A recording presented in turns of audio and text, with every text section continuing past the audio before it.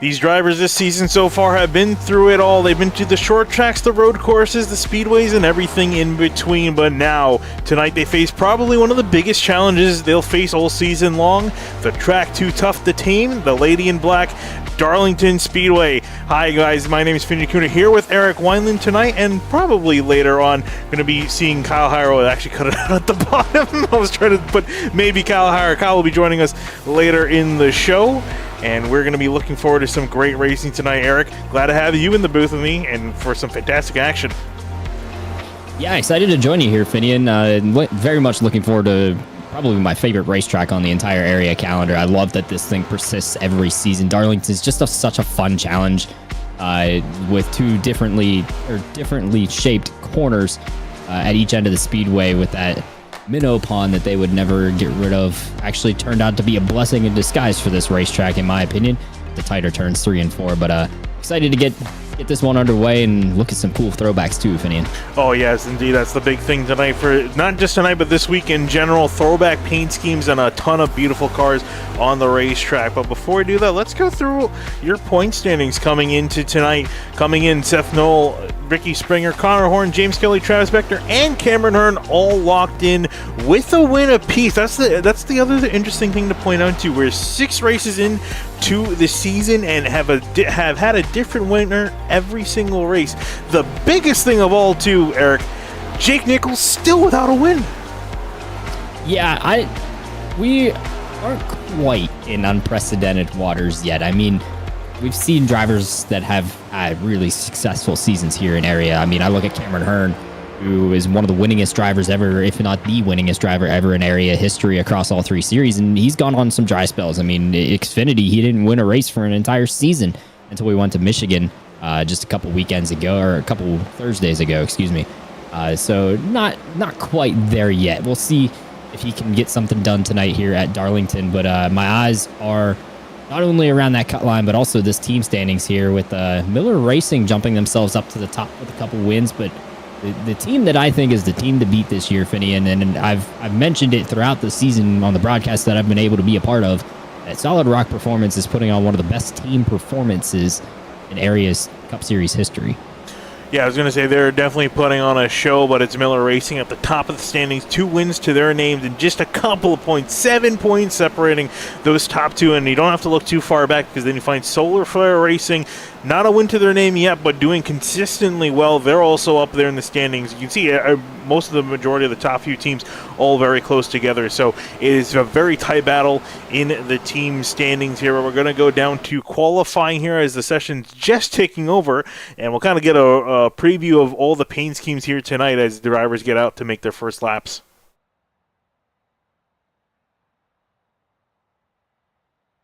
So as a reminder to everybody here that is tuning in for the Area Cup Series race, the Area Southern 500 as we affectionately call it, that this track is over 1 mile, Finian, so 1 lap tonight only. Yeah, definitely. No 2-lap qualifying. Definitely have to point that out, because it's one and done for these guys. If you make a mistake, well, tough luck. You're going to be starting towards the back. Oh, as you see, already a mistake. Ryan Swan just getting up to speed, finding it slick on the apron. Looking at Cedric Hunter, one of the first few drivers out there on the track in the 07. Looks like he's going to be one of the first drivers to take the green flag. I get to rely totally on you for this one, because mistakenly I'm car 102 in tonight's race. Yes, you can follow. You can look so at anyone. I can't see qualifying except for what our in-house feed is here at SimTV, which is honestly good enough considering the quality that you guys are able to bring to us here at area across all 3 series. So we get to see what Cedric Hunter pulls off here. So Sector 1, that's the first half of the racetrack. Sector 2, it will be the second half. We're tracking for an 18-second lap. No, a little slower in Sector 2, obviously. 3 and 4, a little bit tighter. Got to go a little bit slower. 29:23 for Cedric Hunter, first to put a time down. And Garrett Grant quickly follows him with a 29:47. Finian, both ends of the speedway are different. A lot of speed carried through 1 and 2, not so much through 3 and 4. These guys, I don't quite know how they'll adjust to braking in the fixed setup here for the Cup cars, but you can play with a lot of different things in this Cup car between master cylinders and brake bias. Oh, definitely quite a bit of stuff to play with. I'm sure these guys are going to try to see what they can maximize out of this machinery. Kazuyo Nishiwu, a very colorful throwback on his car, and a solid time to boot, up to third place for the 84 machine, and just about a couple thousands off. But Michael Curran going to dethrone Chris Rabel at the top in his 24 machine. Solid lap for him. Ooh, Jeremy Miller sideways. That was an out lap, so he's going to get a chance to reset. Cameron Hearn in the number 4 is out on the racetrack.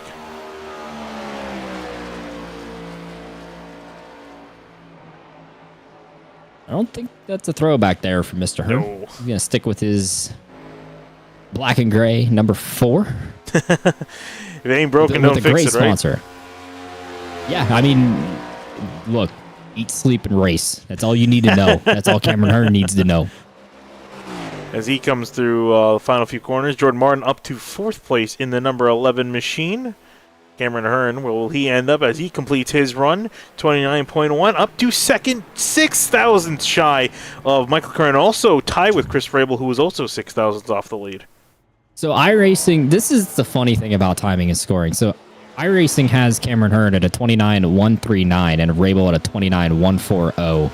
But you see it as a tie, and I see it as a tie as well on my timing and scoring, which is different than the ATVO timing and scoring, where we see both the 29.140. So the edge goes to Cameron Hearn, probably down to the 10,000th of a second that we can't see, but iRacing does have the ability to measure, and Jeremy Miller finally got his out lap correct. He's on a flyer here. He's on a flyer through the back half of the lap, an AOL throwback, I believe, to Jeff Green, if I'm not mistaken, in the number 30. We'll see. Oh, he hits the wall, and goes flying in, and that's going to be the lap done for Jeremy Miller. He's going to be starting from the back. Jeff Green throwback, well, that's correct, but that was not a correct exit of turn 4 for Jeremy Miller, and that's not a good thing to do considering it's Darlington. One of the biggest things about this racetrack is these guys need to race the racetrack and not so much themselves. Well, when you're on a restart, it's hard to race the racetrack when people are making mistakes left and right, like Jeremy Miller did there in qualifying. Just imagine somebody doing that mid-pack right in front of you in the race. So gonna be a long climb for the 30 car there. David Weishart gonna get a lap in here. The 29.428 was his previous. I don't know if that one counts or if that was a practice time carrying over. Oh, he's in the wall. Oh, and a tap of the wall. He actually didn't get his, this was his second lap. He didn't get his first lap in because I think he had a similar incident. Tap the wall. So Weishart also going to throw him to the back of the field. Yeah, it's catching quite a few drivers out already. Tyler Nichols. Oh, and it caught him out just as we went to go live to his flying lap. Tyler Nichols also going to be starting from the back. Travis Beckner, a poor time from him, down in 13th. At the bottom of everyone else who's qualified. It seemed like it was a competitive time, but he's 4/10 off. He might fall down the order as more and more drivers start to put a time down. That being said, if more guys start to hit the wall, he might actually not be starting that far back. Oh, I like this one. So we were debating this prior to kicking off the broadcast tonight when I was talking to some of the different drivers. Is some of the throwbacks in the time and thought into them. Greg Mitchell, I don't know that he had this one done because obviously we have a Miller Lite. Make sure to please drink responsibly and that you're over the age of 21, at or over the age of 21. For all of you area viewers out there, if you're underneath, such as Travis Beckner, please look away. But regardless, Greg Mitchell with one of my favorite drivers throwing back there with the Rusty Wallace and the Blue Deuce. If he wants to be PG, he can have a nice cold Rusty's or Brad. The good old video game sponsorships where we saw Dale Jr. and Dale Jr. too. Rusty and I'll be honest, Finian, I don't remember what they did for Harvick. Oh, that's a good question. I don't know what they did for. I stopped playing the games by the time that partnership came around, so I have no clue what they did at that point. Ben Pierce jumping to 13th. Honestly, for the love of all thing good, can't remember. I just think we maybe never got a Budweiser scheme. I don't know. I used to console league race all the time.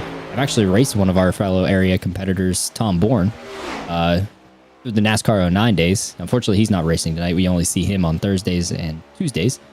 But now this one's pretty cool. This is a Kenny Irvin Jr. throwback for Jake Nichols. It looks pretty good on this 73. Looking pretty good. I'm sure Jake Nichols' field is going to look even better if it's at the top of the scoring pylon. Can he reach there, though? It's going to be the big question. 29.117, yes. And indeed, provisional pole position for Jake Nichols in the 73. Brad Slaughter Jr. coming across the line. Oh, that's an awesome throwback. I missed the Red Bull car in NASCAR, and it's in 13th at the moment. Back to 14th as JT Poole jumps up to 6th.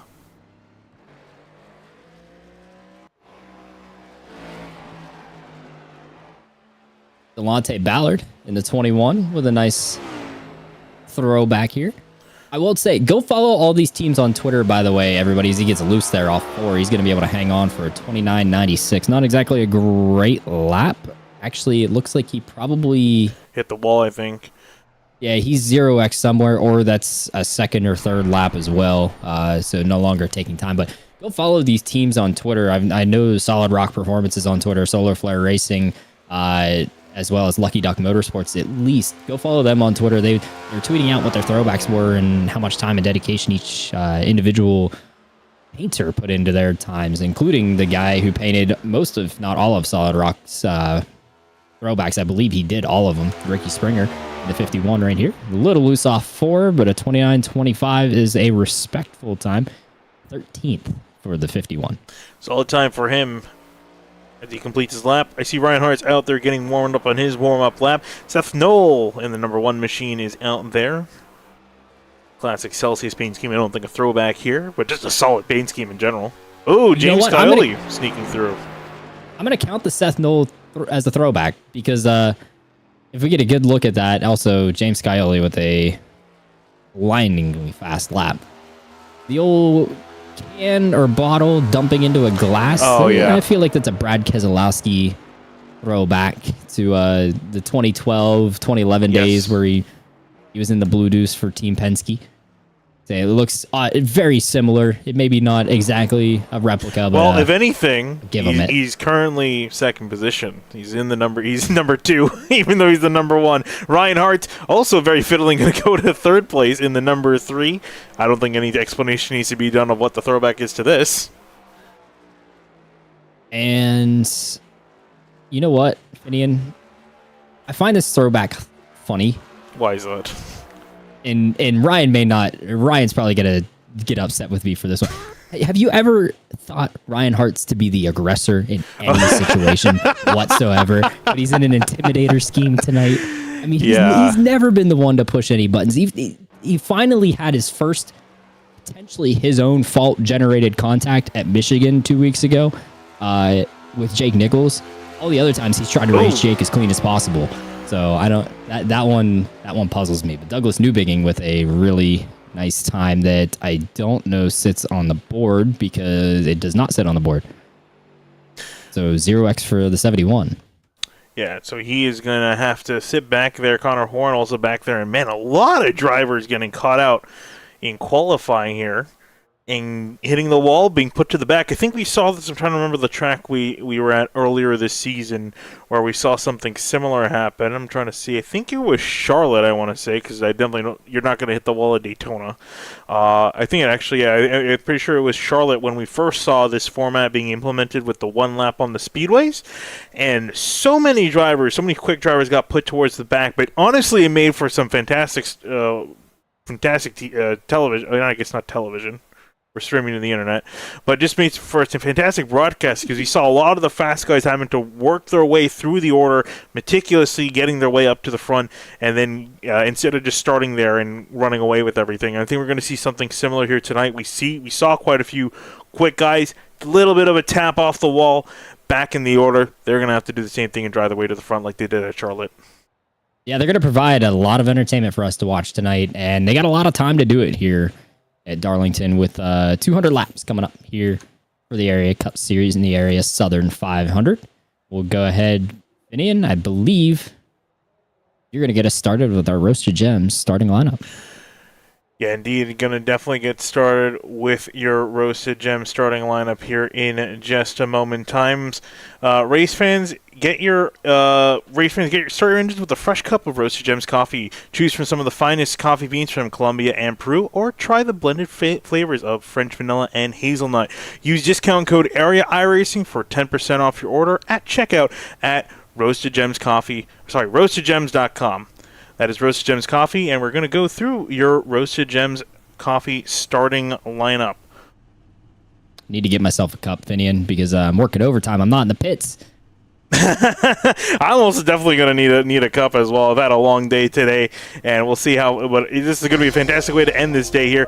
But first, let's go through your starting lineup. It's going to be James Scully starting on pole position in the number 7. Next to him, Seth Noel rolling off from second place. The guy in the Intimidator scheme, but not the Intimidator, Ryan Hartz, will roll off from the 3rd position. And the man who needs to win a race because everyone's concerned that he has not won a race yet this season, Jake Nichols in the 73 will roll off 4th. We'll see if he can do it. He was the quickest man in practice. We'll see if he can be quickest by the end of the night. Connor Kresick rolling off in the 14. That's a fantastic Burger King throwback there on the inside lane in 5th. Next to him, Brandon 6 in the 66 in 6th place. And we got a pair of people that decided they did not want to participate in Throwback Week here in area. Michael Curhan in the 24 will start 7th. And Boss Man, Jacob Bell, the owner of area, will roll off 8th. Moving on back to 9th place is going to be Cameron Hearn in the number 4. And another pair of drivers that did not want to participate in Throwback Night. Cameron Hearn on the inside, Chris Rabel in the 29th, rounding out your top 10. 11th tonight, Frankie Barroso in the number 12. And then the 12th position, Solid Rock Performance driver, JT Poole in the 26. Moving on back to 13th place, 46 of Nick Silver lining up on the inside lane. Next to him, Greg Mitchell in arguably one of the best throwbacks tonight. In 14th in the number 2 machine. Man still looking for a golden horseshoe because his luck has been nothing but bad this year in every series. Jordan Martin will roll off 15th in car number 11.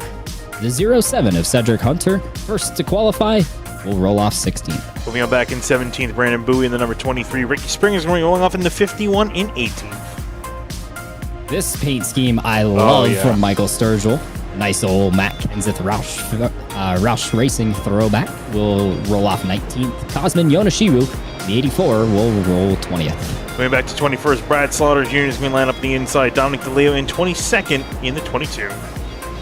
23rd tonight, Rafe Slate in the 8. Ben Pierce makes a start here in 24th. 25th is going to be Garrett Grant. Next to him, Bryce Senezak in 26th.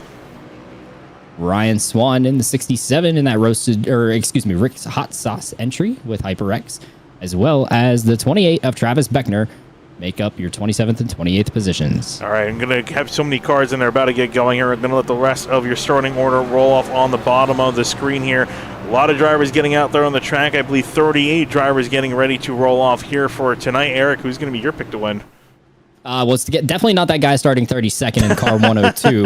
But I'm going to say keep an eye on Jake Nichols. If there's anywhere that's going to be tire management that he can shine, it'll be right here at Darlington. All right, well, let's see here. I'm going to pick Ryan Hartz in the number 3. I think the Intimidator has the speed to get it done, even though he might not be the Intimidator. We'll see what we can do here. Green flag out and away. 200 laps on the board. We are green here at Darlington.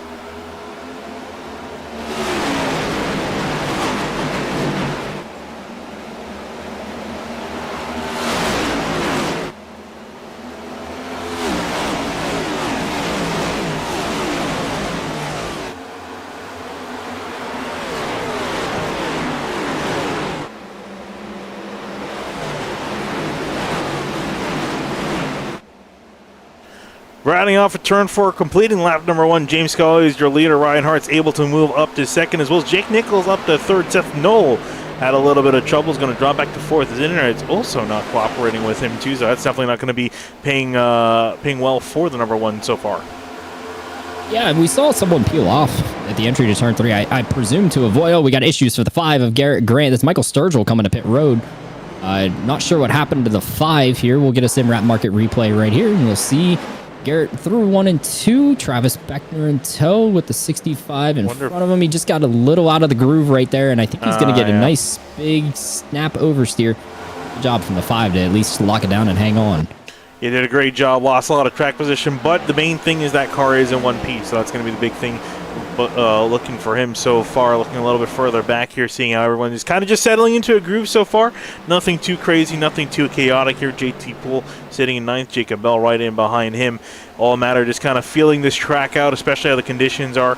We're not at night just yet, but the track is going to only cool down really more from here. Problems at the back. Delonte Ballard goes for a slide. I don't know how we are not under caution. He was facing the field off of turn 4. I caught a glimpse of that when I was trying to get back there. Here's the replay of it, your Simrat market replay. It's already sideways and then gets a little bit of a tap from the 88 of Skylar Shackelford to send him around. But yeah, I'm kind of amazed that wasn't a caution, especially with another driver coming right in behind at the end. I think that was Garrett Grant. So somehow with the admin, not the admins, not even really the admins, iRacing control being asleep, we remain green here at Darlington. Ryan Hart's in second place, Seth Knoll in third. Your top 3. Nothing's changed. I'd like here to note one issue on the start of the race for Nate Trado. His upload packet, he had upload packet loss, and it booted him from the session. He had to reconnect, so he's going to be behind the 8 ball big time, ready to start tonight. He's not out, as you'll see on the graphic, until he reconnects, but not a good start for the night for the 9. Oh, hello. While up front, JT Poole, Michael Curhan are still side by side. Finally, JT snags the spot. Here goes Cameron Hearn. Cameron Hearn working the inside, supporting Connor Krasik on the outside. Then a Tony Stewart Burger King throwback, fantastic looking car. Cameron Hearn going to get the spot from the number 14, and here's JT Poole trying to do much of the same on the inside. A lot of give and take right now, Finney, and that's what I'm noticing with these guys. They are really taking care of each other and running the racetrack right now, not so much running each other. You want to take care of the good years underneath you. They are going to wear out throughout the race. It's not going to be as huge of a fall off as we'll see probably tomorrow night in the Truck Series or Thursday night in the Xfinity Series. But these guys do still need to take care of the tires, and looks like the bottom is the place to be over here in 3 and 4 as well. You can see Jacob Bell dropping back quickly early on. In behind them, we are looking at the number 12, Frankie Barroso, trying to see if he can make a move on the 77, at least eyeing up a move, and a little bit of look there from Ricky Springer sitting in the wings, kind of just waiting to see when he can make a move. And here comes Dom DeLeo trying to get a run at least. Not enough room though. Like I said, a lot of give and take. You gotta pick your battles wisely, because if you end up trying to make a pass and you cannot complete that pass here at Darlington, you have to give up time. I mean, look, there's 6 guys lined up behind Dom DeLeo. Here goes Ricky Springer. He's going to try to get a pass completed on Jordan Martin. He's going to make it real tight in 1 and 2 there. Ricky's going to have the bottom, the preferred lane through 2. Jordan's going to give it up and get into line. Smart move from them. Plus 1 spot for Ricky Springer. That'll move him up to 15th, excuse me. Going up ahead, saw Cameron Hearn. He made another move on Brandon 6, so now he's up to 5th place. As we're really starting to see a decent breakaway here from the front. Oh, problems on the front straightaway. Cedric Hunter goes around. Oh, and the 83, Brad Slaughter Jr. around as well. How on earth is there not a caution? There he goes. iRacing's caution detection at Darlington not exactly working tonight for the Area Cup Series. This all starts with the 07, and I think someone caught the wall in front of him. Oh, yeah. Oh, big oversteer moment for the 8.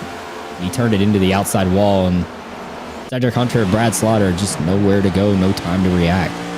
There's Ray Slade hitting the wall, and around Cedric Hunter goes as a victim, and you get the Brad Slaughter into the mix as well. See how Brad was trying to navigate his way through this. Whoa, just got behind on the steering, and a little bit of a tap, and around he went. I don't think he really got a whole lot of damage out of that. If anything, the most damaged part on that car, I guess, would be the tires. I'm curious. I'm sure we'll see it here on the Simrat market replay there, who he caught and who he didn't spin on the front straightaway, because I think Brad did catch a little bit of right front to the left rear contact with somebody. And see. Is it 65, maybe? I'll try to catch it from up above here. He's spinning out of control. See, he got some help from Travis Beckner, a little bit of a tap. 65 was who he hit. And that is Ben Pierce. Brad Slaughter going to come down pit lane. No one else will. A few others coming down, some stragglers. Dom DeLeo, I see, leading the charge on the pit lane. See Brandon Bowie in behind him. So this gives me a chance, Finian, to give you guys what I would have had as a pit report tonight. So these drivers only have 5 sets of tires laying in the pits. They have 6 total for tonight's event. They started the race on, I believe, the set they qualified on. I'd have to go check the intricate settings of the session to fully confirm that, but only 6 sets. They started on 1, so 5 lane in the pits. They obviously decide with only 10 laps on the tires, not the time to take them.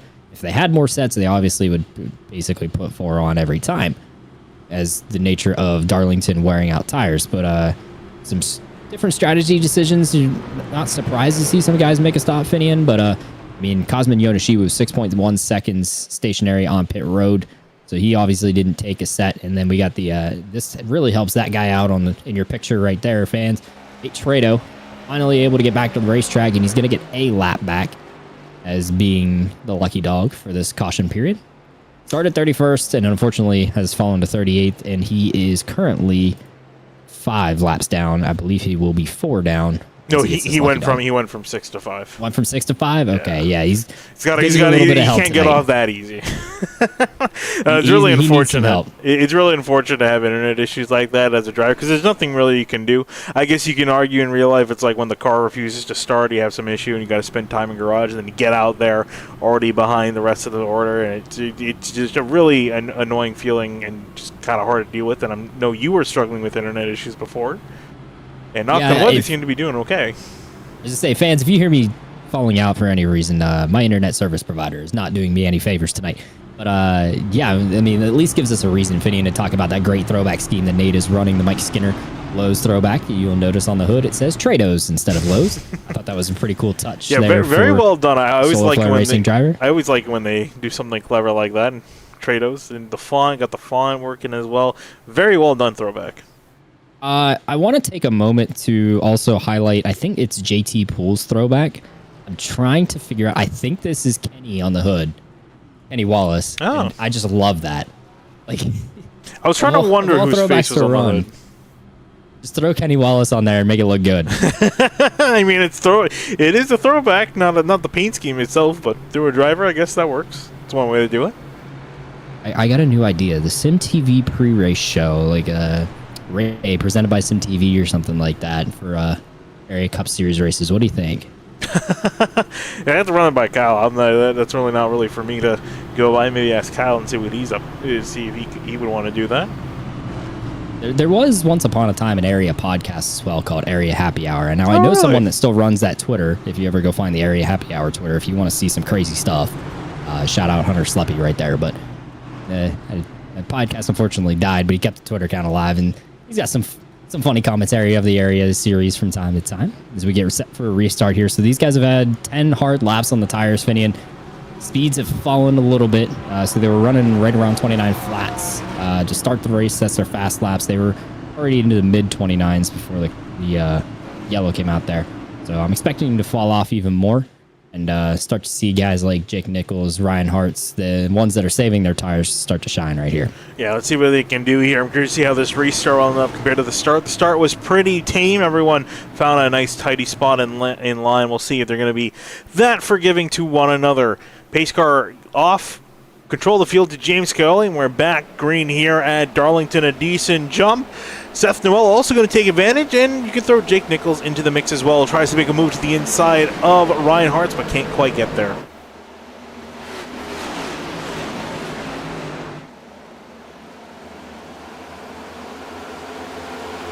And Brandon 6 side by side with the 4 of Cameron Hearn. They're racing off into turn 3. Neither driver willing to give up. Battle for 5th place. Also, one other admin note, Rafe Slate picked up the EOL for the cause of incident after overcorrecting into the wall. So he's having to come from the back. And it looks like the 4 of Cameron Hearn is going to continue to put pressure on Brandon 6, but he's not going to get the position. There's Rafe in the number 8. Martin Truex Jr. throwback there. Yeah, hopefully you can get some better looks at that car. We're definitely getting a good look at these 2 cars here that are just about to start fighting. Jake Nichols was trying to have a look to the inside of Ryan Hartz. Hartz running pretty low in 3 and 4, trying to cut him off, but now just trying to chase down Seth Noel and chase back that 2nd place spot.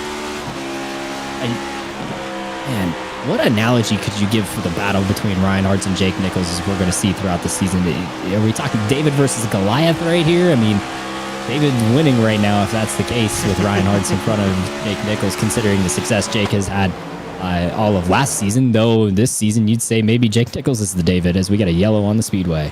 Yellow on track. I think Garrett Grant's involved in this. Ooh, and some other drivers. Skylar Shackelford and Ryan Swan also involved as well. Let's find out how this started. This has all the makings of a turn 2 exit going wrong. Oh, yeah. There you see Garrett Grant back loose sideways. Ooh, and Ryan Swan having some connection issues as well in that. Right on board. So, not sure what got Garrett so crossed up sideways right here. He ended up way out of the groove. Oh, he's loose. Watch his hands right here. So he got loose. He's trying to turn the car more to keep it in the groove once he's out of it, and that just doesn't work. He gets even looser. And you see that, fortunately, he comes back down to the path of his fellow competitors right there, Ryan Swan and Skylar Shackelford. Downside, Darlington there's no place to go with such limited running. I mean, there's realistically 2 3/4 lanes above the apron in the corners. So it gets real tight, really especially on the exit of turn 2. It's really ironic. There is so much pavement, but then a lot of it's not useful. You can see, 5 lanes technically down the front straightaway, and then they end into the turn and narrows pretty much down to 3 because you're definitely not going to run off the banking. So you basically get 3, and it's technically 3 lanes of the actual turn. The racing line's 1 car width wide, maybe 2, depending on some parts of the corner. So everyone, like you mentioned, goes in around the same line and then comes off around the same line. So if someone's in the way and you got a big run, not many places for you to go other than the wall. So race control is going to give that one to the 67 of Ryan Swan. But yeah, as you said, maybe 2 lanes. I would give 2 lanes everywhere around the racetrack, Finian, except turn 2. Turn 2, the way you have to exit is just, it's so precise that you need to get right that it really becomes a one-line corner. Ask me how I know. I tried it in Road to Pro here at Darlington last Thursday, and I did not make out very well trying to pass somebody on the top side out of the exit of turn 2. Nate Trado getting another lap back. That's now 4 down for the driver of the number 9. He needs a few more yellows. I was trying to figure out how that worked because Brad Slaughter's lap down, and I don't think he got a piece of that caution, so I don't know why I didn't give it to him. But, I don't know. I'd have to go back and check. Unless he hit the wall or hit someone else during that time in a completely separate incident. That could be it. But we'll see if we can do some. I'll see if I can do my investigative pit road reporting skills from the booth here and figure out why the 8 missed out on the lucky dog. But the pace slowdown in this race, 2 cautions so far as we come to lap 20. And since we've seen a few SimRam Market replays tonight, race fans, be sure to visit simrammarket.com for custom iRacing paint scheme templates that are simple to use and help you stay more focused on the racetrack. That's simrammarket.com. And these drivers, you can imagine, are laser focused here tonight at Darlington. It takes a lot of skill to run around this track, and just in general, making your way around in a semi-decent speed, and then to run competitively near the front, you really have to be on your A game. You need to throw the car into the corner with confidence, ride it out, and then exit with a lot of confidence, then apexing at the right place and right time. Otherwise, you're going to end up spinning or in the wall. Hey, you got to make yourself look good on the racetrack too. Definitely. Especially if you're going to be the center of attention, whether you are a wreck or winning the race. Definitely. Maybe a bonus mile an hour or 2 if you look good. Field rolling around here. Ooh, and Nick Silver just about to hit the camera. As we get double filed up here, coming to the restart. Not a whole lot of change up in the front of the order. In fact, looking at the top 10, or really in the top 5, not a whole lot of changes in general. GT Pools made some decent progress forward. He made progress. Cameron Hearn was the last one to make progress. He was up here just about where JT was on the last restart. And that would have put Cameron plus, I think, 4 for the last restart. Now JT Poole plus 7 from his starting position for where he's restarting. The only thing that really is interesting here to me now, Finian, is Ryan restarted 2nd on the last restart. Now he's 2nd in line on the bottom, restarting 3rd up here at the front. And what that's going to do for him and whether he can capitalize on keeping Seth Knoll out of the groove for the exit of turn 2. We'll see here as they take the green. Indeed, we'll see. Back to the restart here after a short little break between the cautions. Let's see how long green they can go on this run. Will this be the long one? We'll find out. Green flag back in the air. Scully going to go back up immediately, clear Seth Knoll.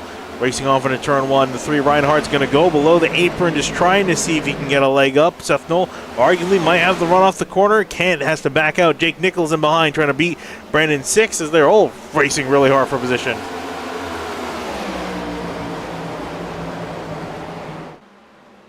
The 66 versus the 26. It's 6 versus Kenny Wallace. Around the top side goes Kenny Wallace. I think he's going to get that position, JT Poole, over Brandon 6. Now Cameron Hearn says, I'm going to take advantage, and they're slowing down again. Dwayne Culberson, I see dropping down the scoring. Not sure what happened to him. Whoa, I think, was that? What was that I saw flying across the racetrack? We'll see here. Coming off the corner. Ooh, Travis Beckner. That was Travis Beckner sideways, and a few other cars getting involved as well.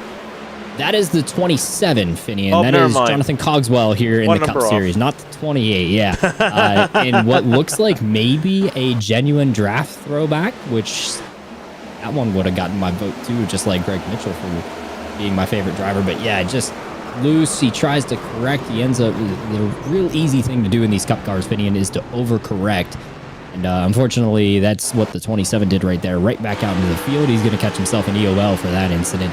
You see, he runs the top side, and it's just too loose, in my opinion, at least on the early part of the runs, to be running up there. And, yeah, it doesn't work out for himself or anyone behind him. Yeah, riding aboard with Dwayne Culberson, who was in the thick of that, got a few scrapes and bruises. I don't think got too significant damage, I don't think. That car actually looks pretty good. So Solar Flare has got a cool theme here. So Nate Trado had Trados on his car. Dwayne Culberson has AC Dwayne Co. on the car. A little Dale Earnhardt Jr. throwback. It's just so beautiful Ron Hornaday or Clint Boyer. How well it's integrated. Their names are integrated into the paint scheme. I love it. I love it. That is awesome. Dwayne Culberson coming on down. Nate Trado, I don't think he's going to get a lap back. I think it should be Brad Slaughter. Yeah, so Brad said he wasn't I did get the report from the 83. He was unsure why he did not get the lucky dog the last time around. He will be the lucky dog this time around once they reach the start-finish line. Unless it's Nate Trado again. See him getting up to speed. I think he got it again. He's not slowing down. Trado's loving this because he's gone from 6 laps down. He's now 3 laps down. Okay, now I'm sure Brad is really irritated. You're going to lose me for a minute. I'm going to go back on my client's side of the play and figure out what the heck happened to Brad Slaughter. Because he should be the lucky dog. He must be getting like 0x somewhere, because the way iRacing works is that even if you're not involved in the actual incident, if you get a 0x, a 1x, or any sort of incident around the same time the caution came out, you will not be given the lucky dog. So I don't know if Brad hit someone the first time on the first caution and this time on this one. I don't know if you had the ability to go straight to a lap, but lap 21, Brad Slaughter Jr.'s cockpit is going to give you the full story. We'll try here to go. You said lap 21, or yep, lap 21, exit of 4 for the 83. That's the lap that the yellow, or I guess lap 22 is the lap the yellow came out. Brad is 1 lap down. Jonathan Cogswell picking up the EOL according to race control. All right, riding on board. Found it. Let's get this SimRat market replay for all of you at home, and we'll ride on board and watch Brad Slaughter. This wreck happens in front of him. He can't see it. Sorry, I had to switch over to something. I'm going to go back on it. So no 0x from wall, as many may think right there, but this wreck's in front of him. He can't see it. Yeah, right there. Right into the back of Dom DeLeo, and that's enough. Is at least a 0x, if not a 4x for the 83. That is enough to take away the lucky dog. Nate Trado singing the high praises of that one. I was going to say, I'm sure for him, he's like, keep these cautions coming. Yeah, well, he's got to hope that the cautions keep coming and Brad keeps hitting someone. Because I think at the very least, if he can at least get 1 lap down, it's a lot more manageable. 2 or more, you're really in a hole, especially if you start to get some green flag runs in. But field double file back up, ready to go, racing yet again. Skyley's still your leader. Ryan Hart's I mean, hasn't had the chance to really be the Intimidator. And we're talking about it and joking about it earlier that this is very ironic for him because he's, if anything, he's the exact opposite of the Intimidator. He is, if anything, he's very quick like Dale Earnhardt, at least compared to the series, but not aggressive.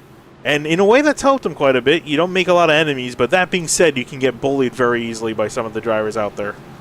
Ryan Hartz is the typical sim racer that you love to race against because Ryan will race the crap out of you, but he will also be respectful of your space and make sure that you have enough room to both not wreck between you guys. I don't know what these guys are doing on the bottom of the racetrack here at the tail end of the field, but yeah, I'm going to tell you right now, Finney, and this is how this restart's going to play out, because it has the past 3 times.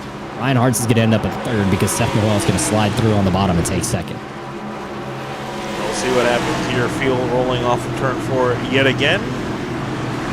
See the starter holding the green flag in the air, and he will drop it down to signal a restart. We are back green here at Darlington with another fantastic start for James Scally. Ryan Hartz trying to hold everyone at bay, and behind him, this is where it starts to get dicey. Hartz, Noel going to sort themselves out. It's now JT Poole wrestling with the 73.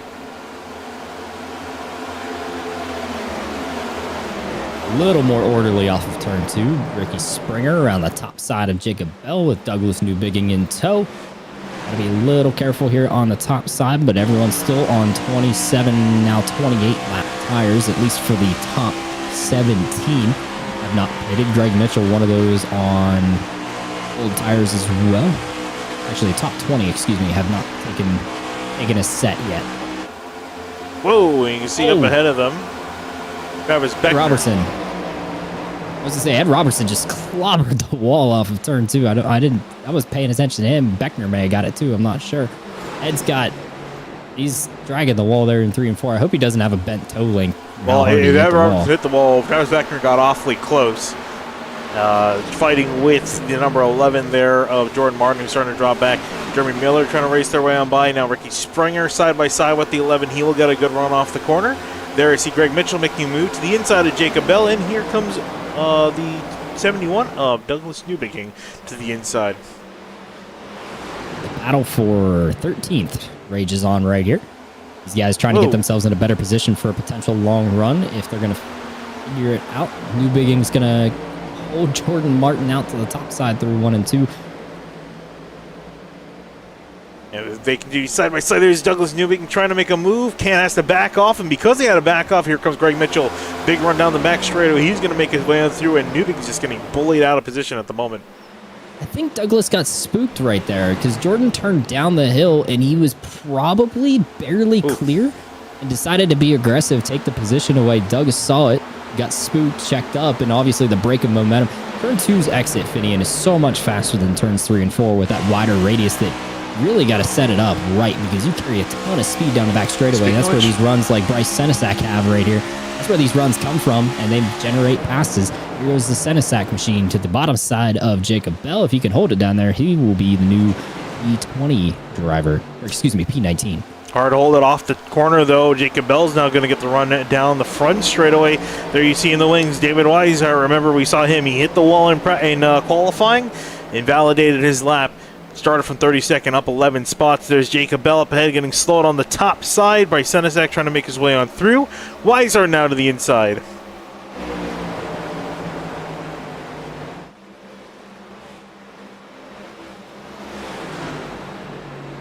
Solid move there from the 33. He's going to slide in behind the 09. One point I wanted to touch on earlier that I didn't get the chance to is we watched David Weishart go to the bottom of Bryce Senesac as well. Finian is, and these guys in the guys in the Fox booth on Sunday for the All-Star race, if anyone watched that in North Wilkesboro.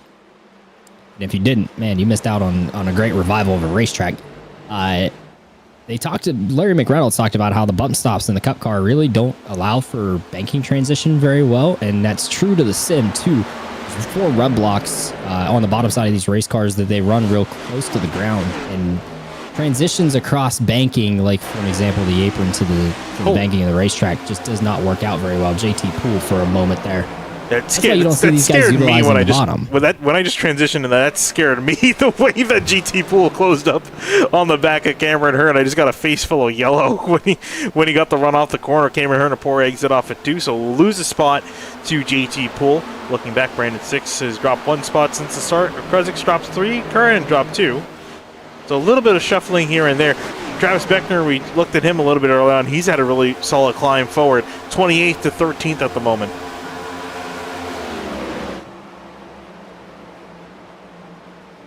So yeah, that's why you don't see the guys utilize the apron, especially on, you'll watch here through the entry to turn 1. See if you can ride on board with maybe the 28 machine of Travis Beckner as he enters turn 1 right here. So see, he's not going to dip his left sides below onto that slight less banking below the dotted yellow or dotted white line, excuse me.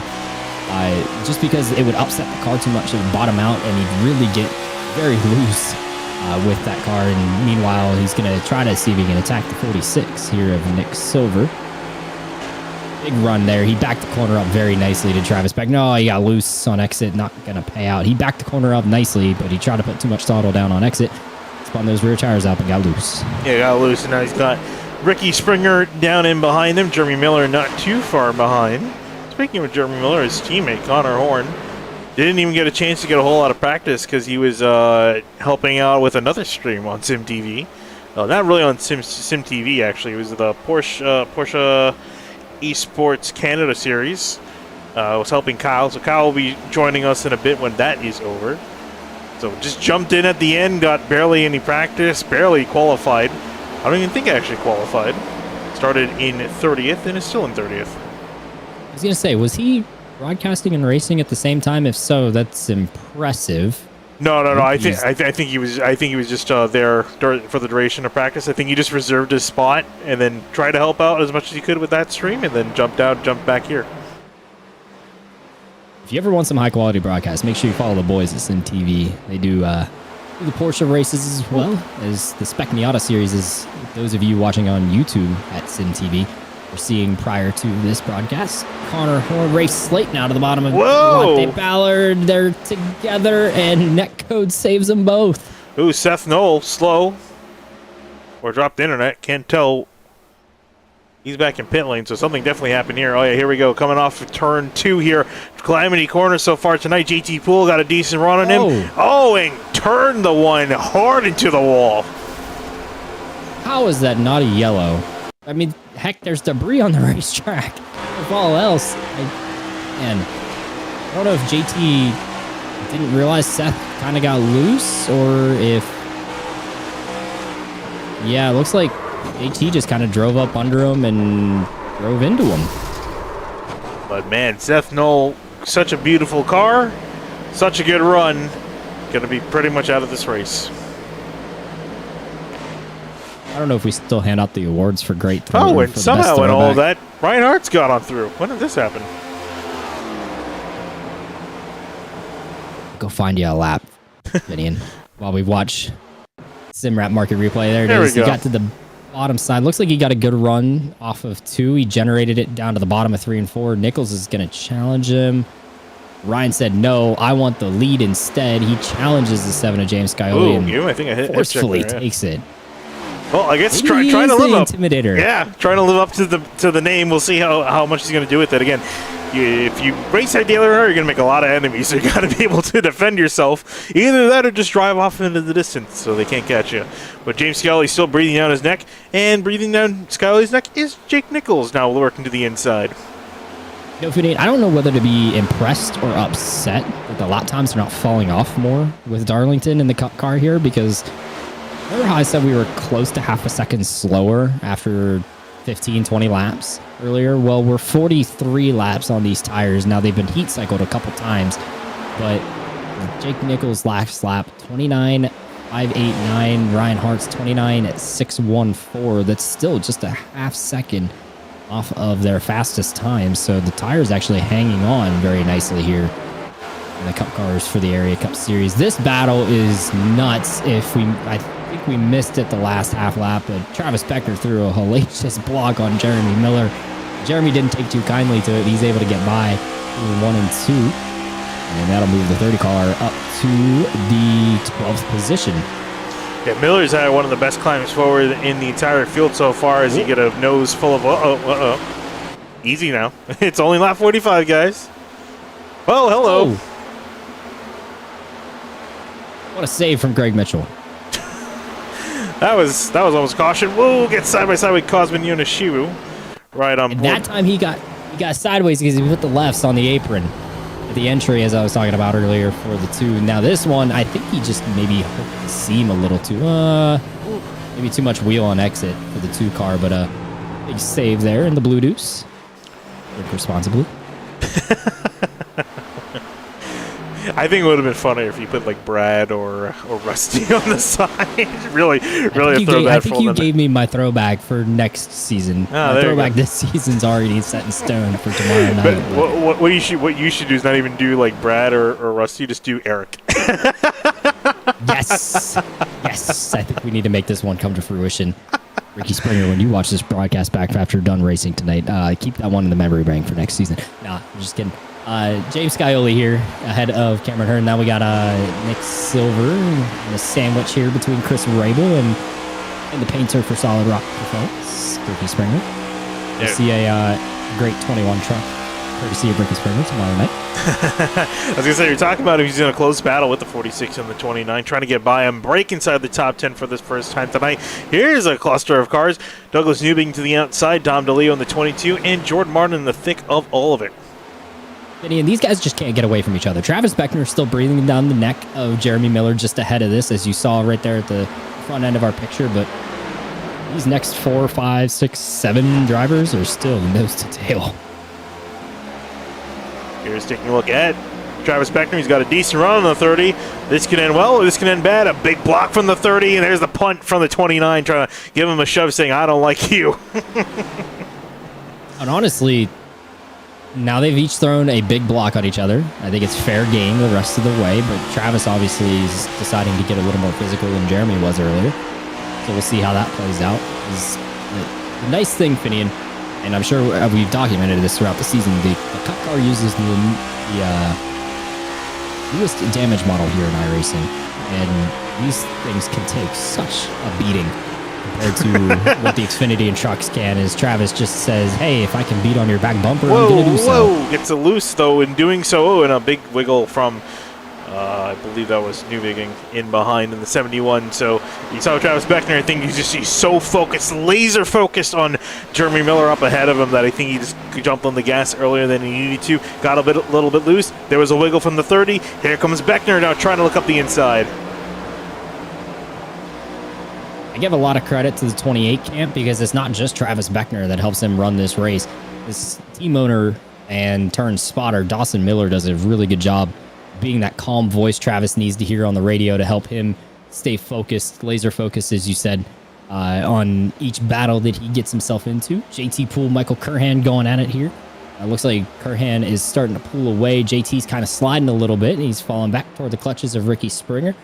And Nick Silver, the only thing missing from this picture, Finian, where did Chris Rabel go? Where did Chris Rabel go? That's a great question. I'm literally looking up now. He's in 11th, right ahead of these gentlemen. Must have had a moment because he was ahead of Nick Silver the last time we checked in with that Rabel, Silver, and Springer battle. So there goes Silver to the inside of JT Poole. Yeah, JT's really slipping right now. His last lap at 30.09, and most of the top 10 still in the high 29s, between 29.8 to a 29.95 right now for most of the top 10. So JT not having the greatest go at it on these old tires. He lets his teammate Ricky Springer through for the, the 10th position? I think so, yeah. 9th position, excuse me. Back in behind. Whoa! Oh, David Weishart, does he save it? Yes, he does. Wow. Whew, that was a hard stopper right here. And here might be another. It's Jeremy Miller and Travis Beckner side by side off the corner. You see Miller pushing up on the 28, almost putting him in the wall. Miller trying to find a way on by Beckner in front.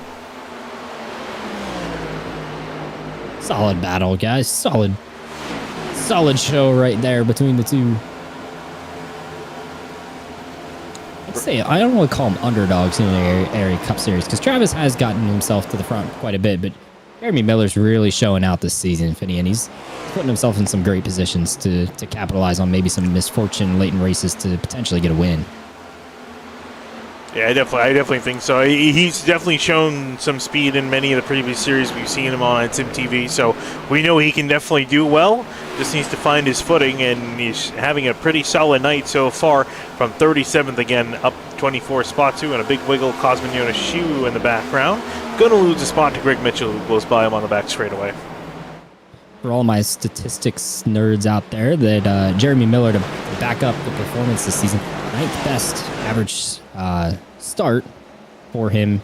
So he has some great front end of races. He just can't avoid the misfortunes that he sees at the end of races in the 30 car. So he does himself pretty well. He races toward the front. He just can't seem to finish it off at the end. Cameron Hearn, Brandon 6 going at it here. Yeah, just taking a look at everyone flying by from a stationary camera, and here we go, a battle occurring. Brandon 6 deciding he wants 4th place away from the floor of Cameron Hearn. Looks to the inside, will be able to dive in turn 1 and gets the spot done.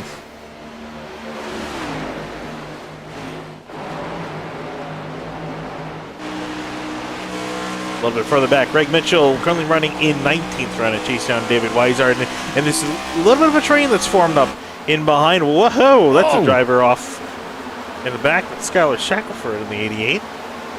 It's the first time we've called his name tonight with some issues. He's hanging on to a very loose race car right now in that number 88. Still doing a solid job, though. He's keeping it on the road in the, 23rd position right now.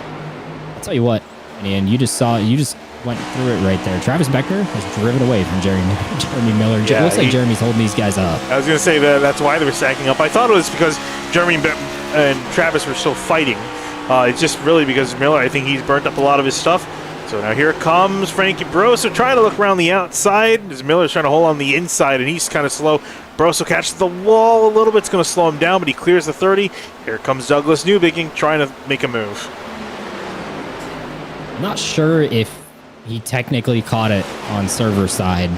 It looks not so great client side right there. He may have drug it a little bit, but honestly, he didn't slow down 1 ounce at the 12 of Frankie Barossa. Meanwhile, by the way, I don't know if we caught this earlier. New leader, Jake Nichols, has passed and driven away from Ryan Hartz and James Scioli. It looks like Ryan's holding up. Every time I'm looking at a battle, these guys want to exchange for the lead. And they had problems in that pack. Douglas Newbigin got shoved out. Or got loose, excuse me, on the front stretch, as James is going to go for Ryan here. Too many things happening in 1-0. Keep an eye on this battle for 2nd place. So with Ryan Hartz just placed as the leader, James Scioli now whoa! You can see a big wiggle and some wall contact. Ryan Hartz drops back to 3rd.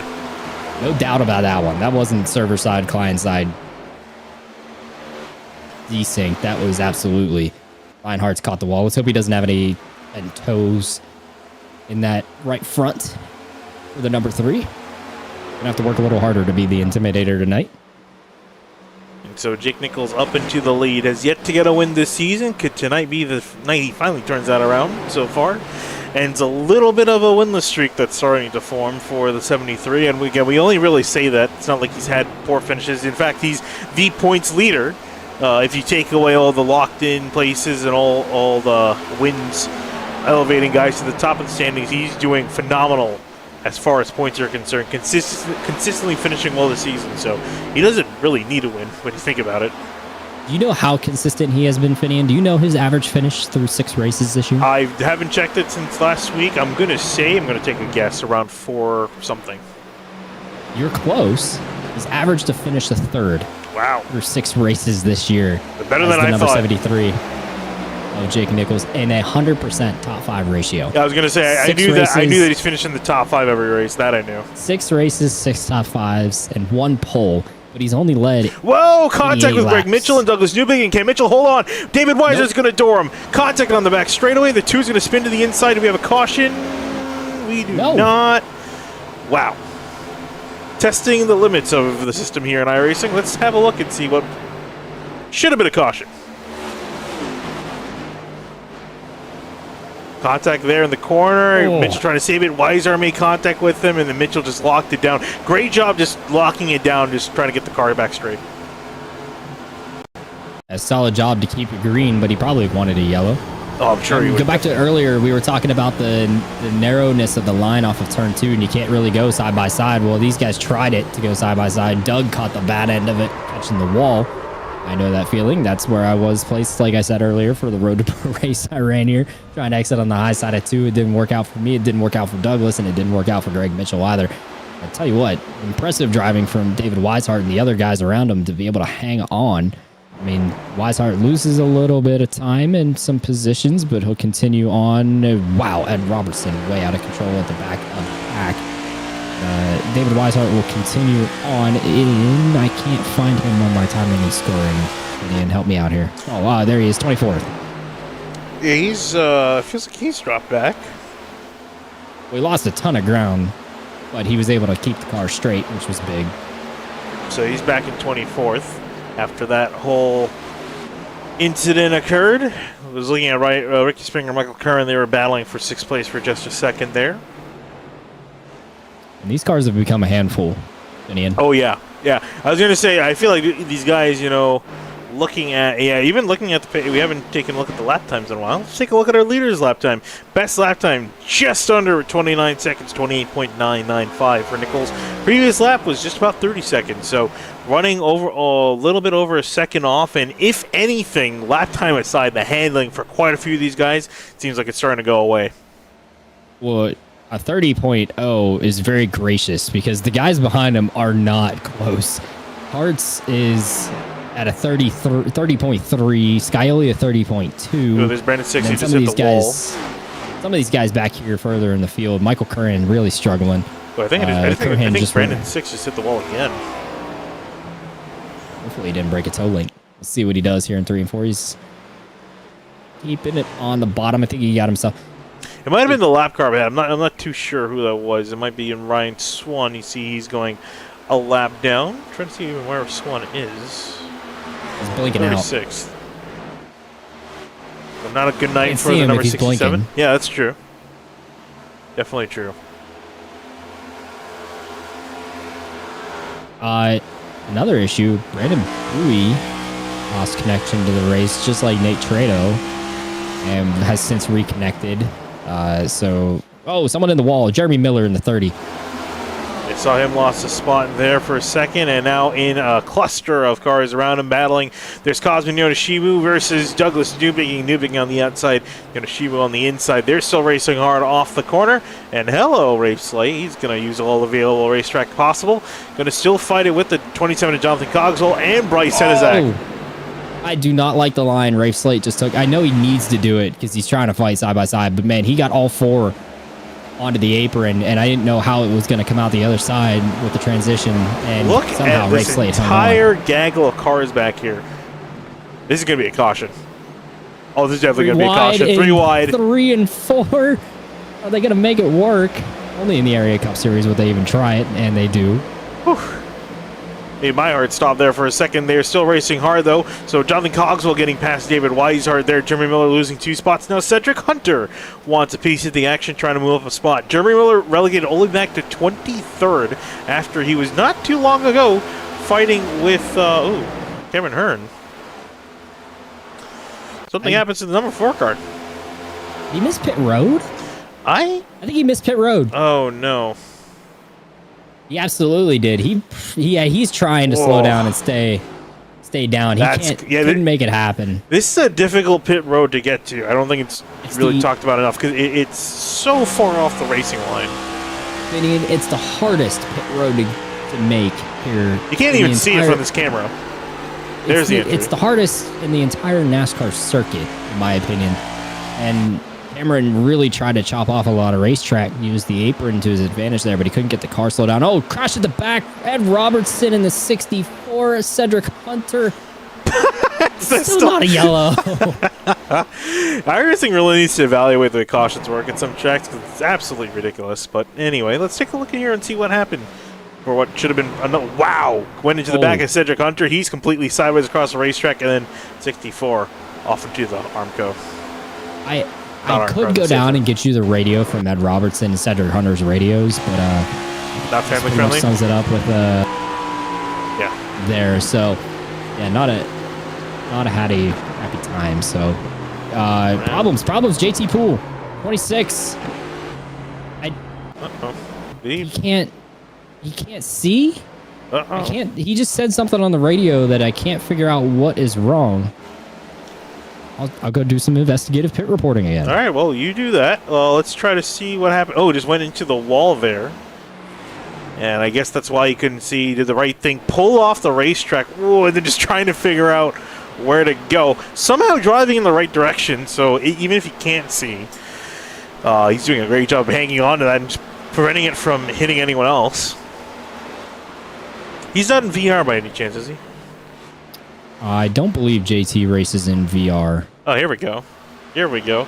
Pit stop starting to occur. Ryan Hart's being the first to bite, and a bunch of drivers coming on down. Ricky Springer, Connor Okrasic in the mix, Nick Silver, and I believe that is Travis Beckner in the background. That is so. And Cameron Hearn finally come down to pit lane. So multiple drivers coming off, and this is definitely going to bring down the rest of the field.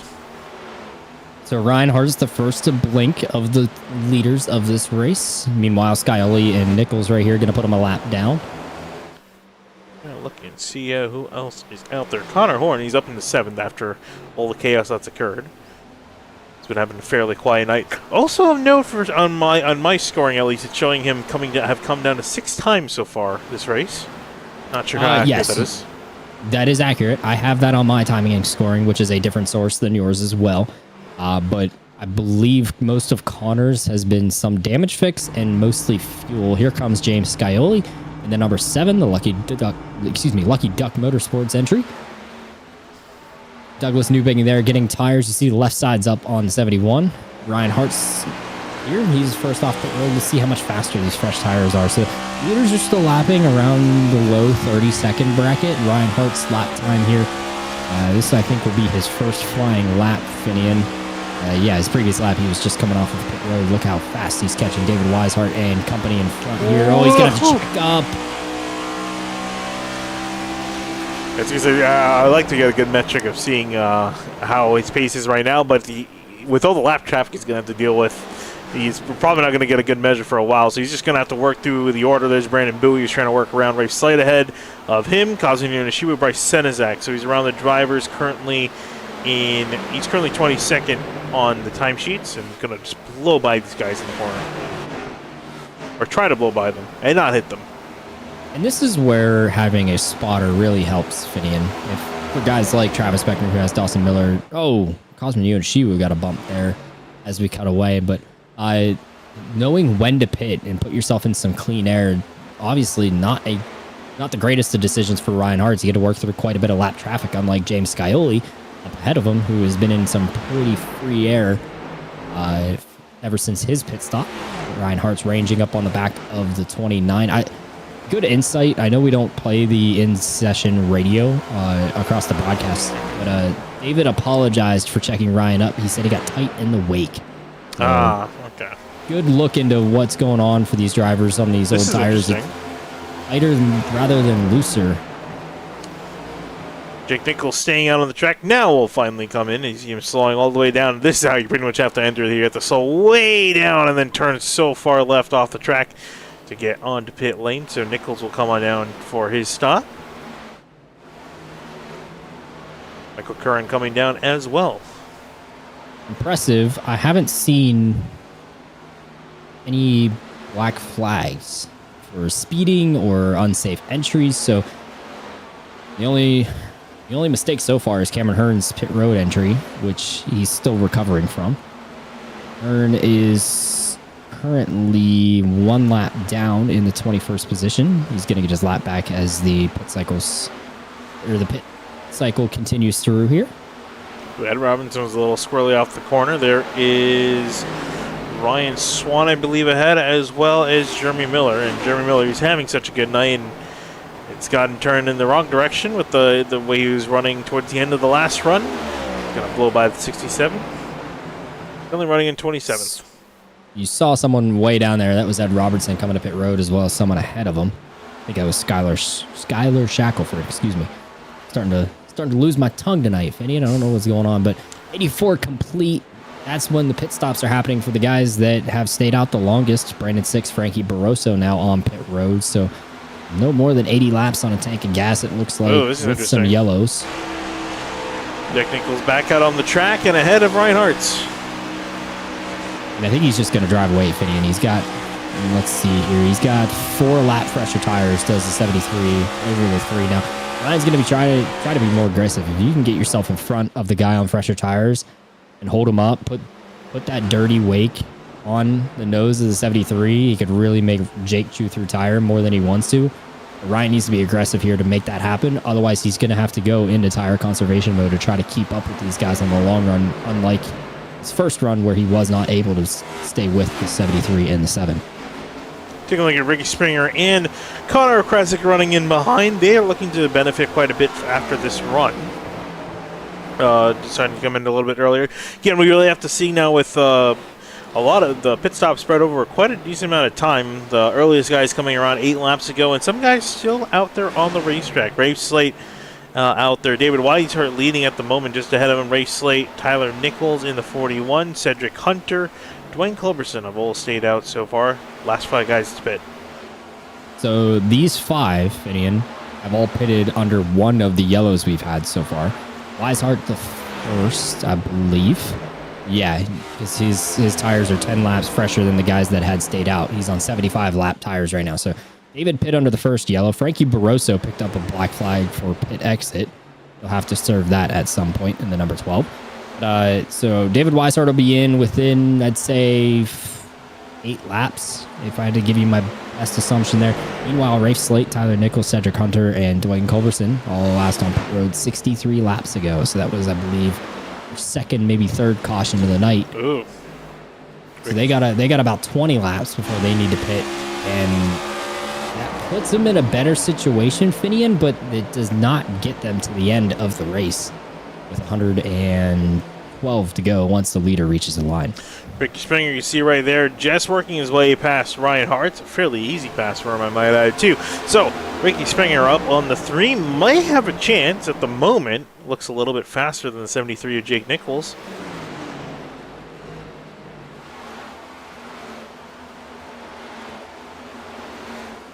See if we can get it done here. Donald Kresick, you see lurking in the background. Michael Curran and Nick Silver running 11th and 12th. Travis Beckner in 13th, Brandon 6, 14th. Again, still waiting on the last few stragglers to come on down. David Weishart decided now it's time to bite and has come down pit lane. Rafe Slate now your leader.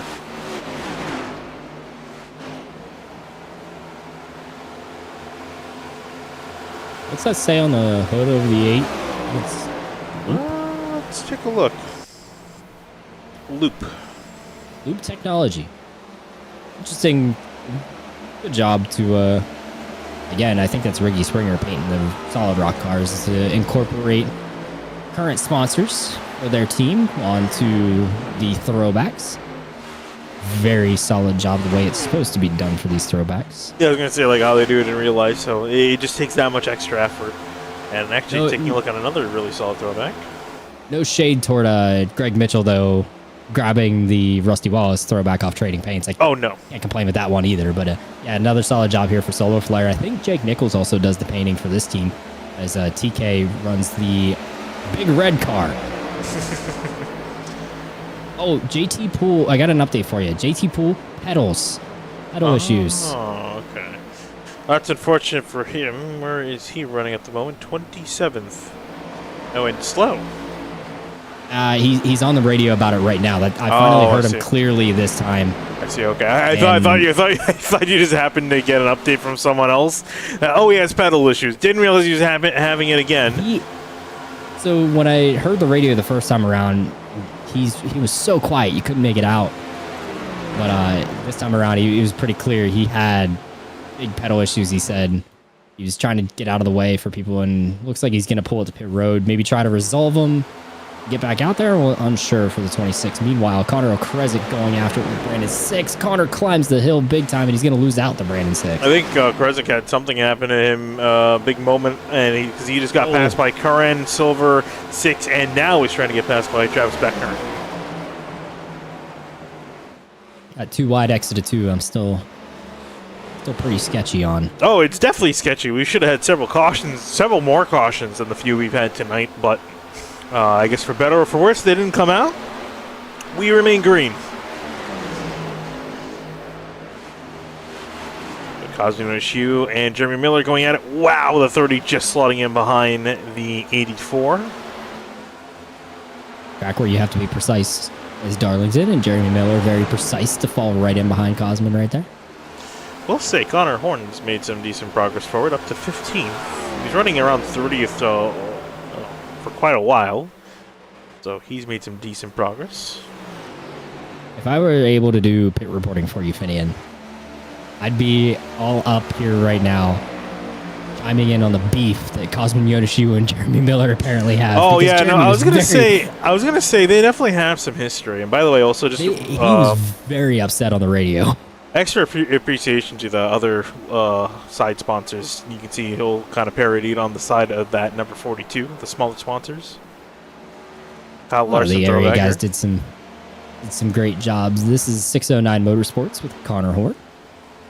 All right, I mean, who do you count it as? I mean, Kyle Larson obviously ran the 42 well, this target particular car, but we had a couple one, other drivers in this car. Yes, this particular one is, I think, the one that Kyle Larson ran. I think Juan. Whoa! A big washout for Jacob Bell in the background. Hit the wall. I thought he was going to spin out for a second. Oh, who's that? The wall on the front stretch.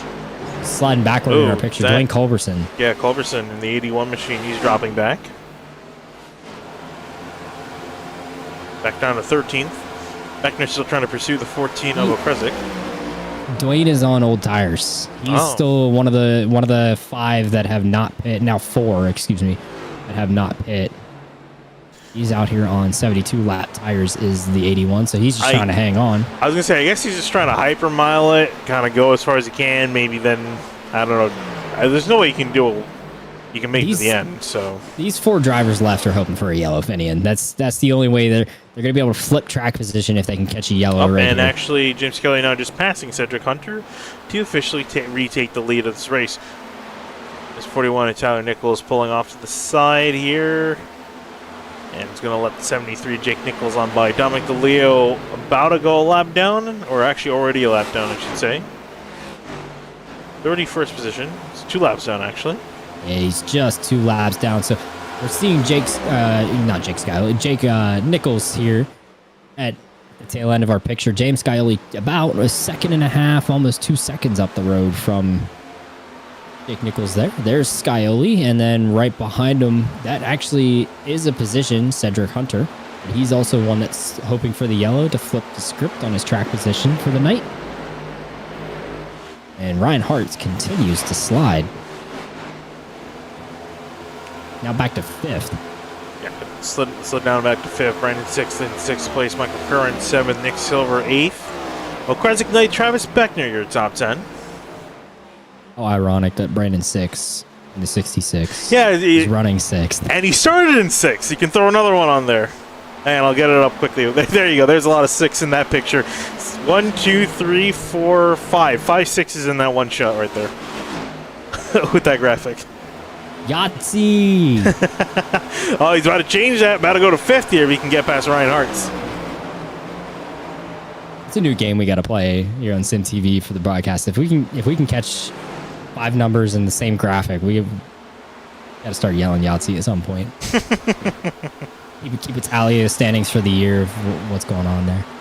But, so Frankie Barroso is just ahead of these guys. He's sliding. He is 2 laps down now. Similar to Dom DeLeo, they're actually batting out on position. Ricky Springer, a moment right there. That's going to send the 51 backward.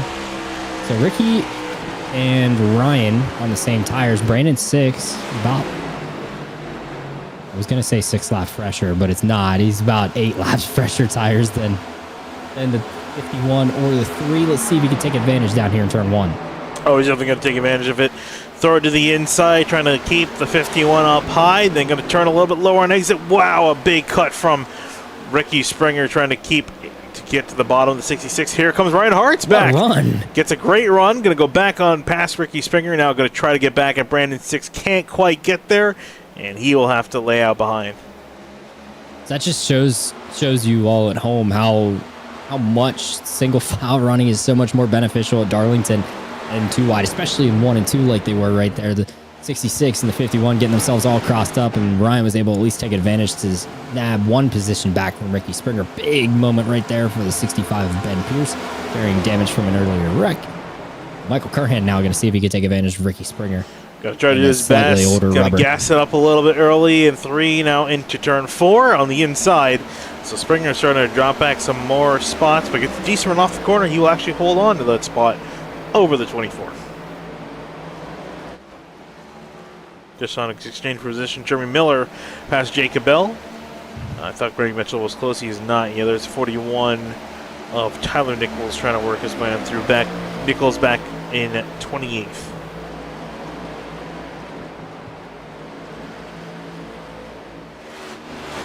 And while we got some time here, a little bit of a lull in the action, gotta talk about Rick's hot sauce. Actually, if I can try to find, where is he? Where's Ryan Swan? I know, that's what I'm trying to look.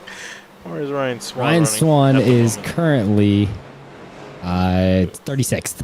36. 7 laps down. Yeah, I was going to say, he's not having the best of days at the moment. Oop, not that few. There he goes. At least he carries one of the sponsors of the Area Cup Series, though, Funny, and so we get to provide this great message that you are going to say. Yeah, so race fans, be sure to check out rickshotsauce.com for some of the best hot sauces made locally in South Florida. Try the Loxahatchee Classic, Golden Garlic, Palm Beach Pineapple, or South Beach Heat. Follow the Rick's Hot Sauce Rookie of the Year battle in the Area Cup Series and see which driver will take home the $100 prize as the highest finishing rookie in the point standing. That's, again, rickshotsauce.com.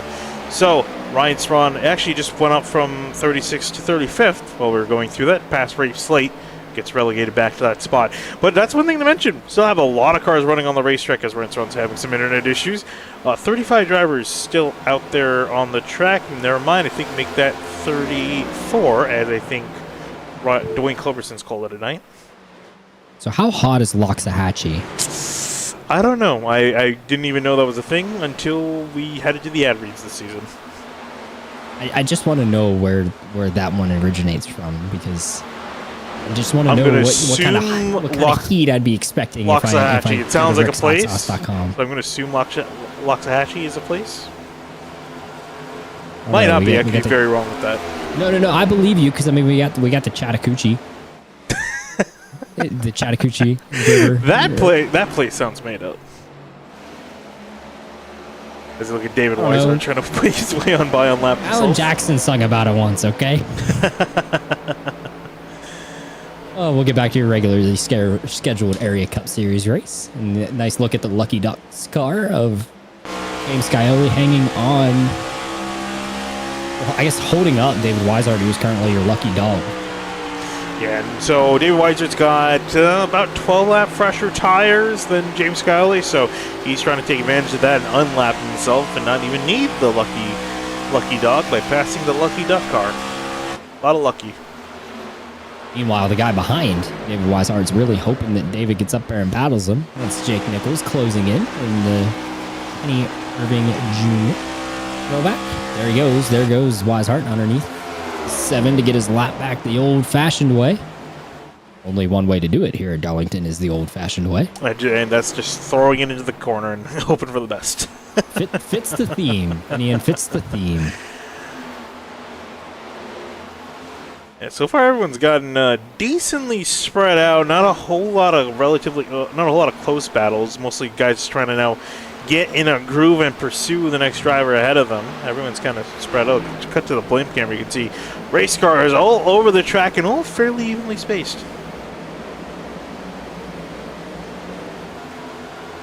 One of the closer ones, though, Bryce Senizak and Chris Rabel is actually the closest battle on the track. Actually, scratch that, battle for the lead is the closest battle on the racetrack, right behind these guys. When you talk about evenly spaced, do you know what else is evenly spaced?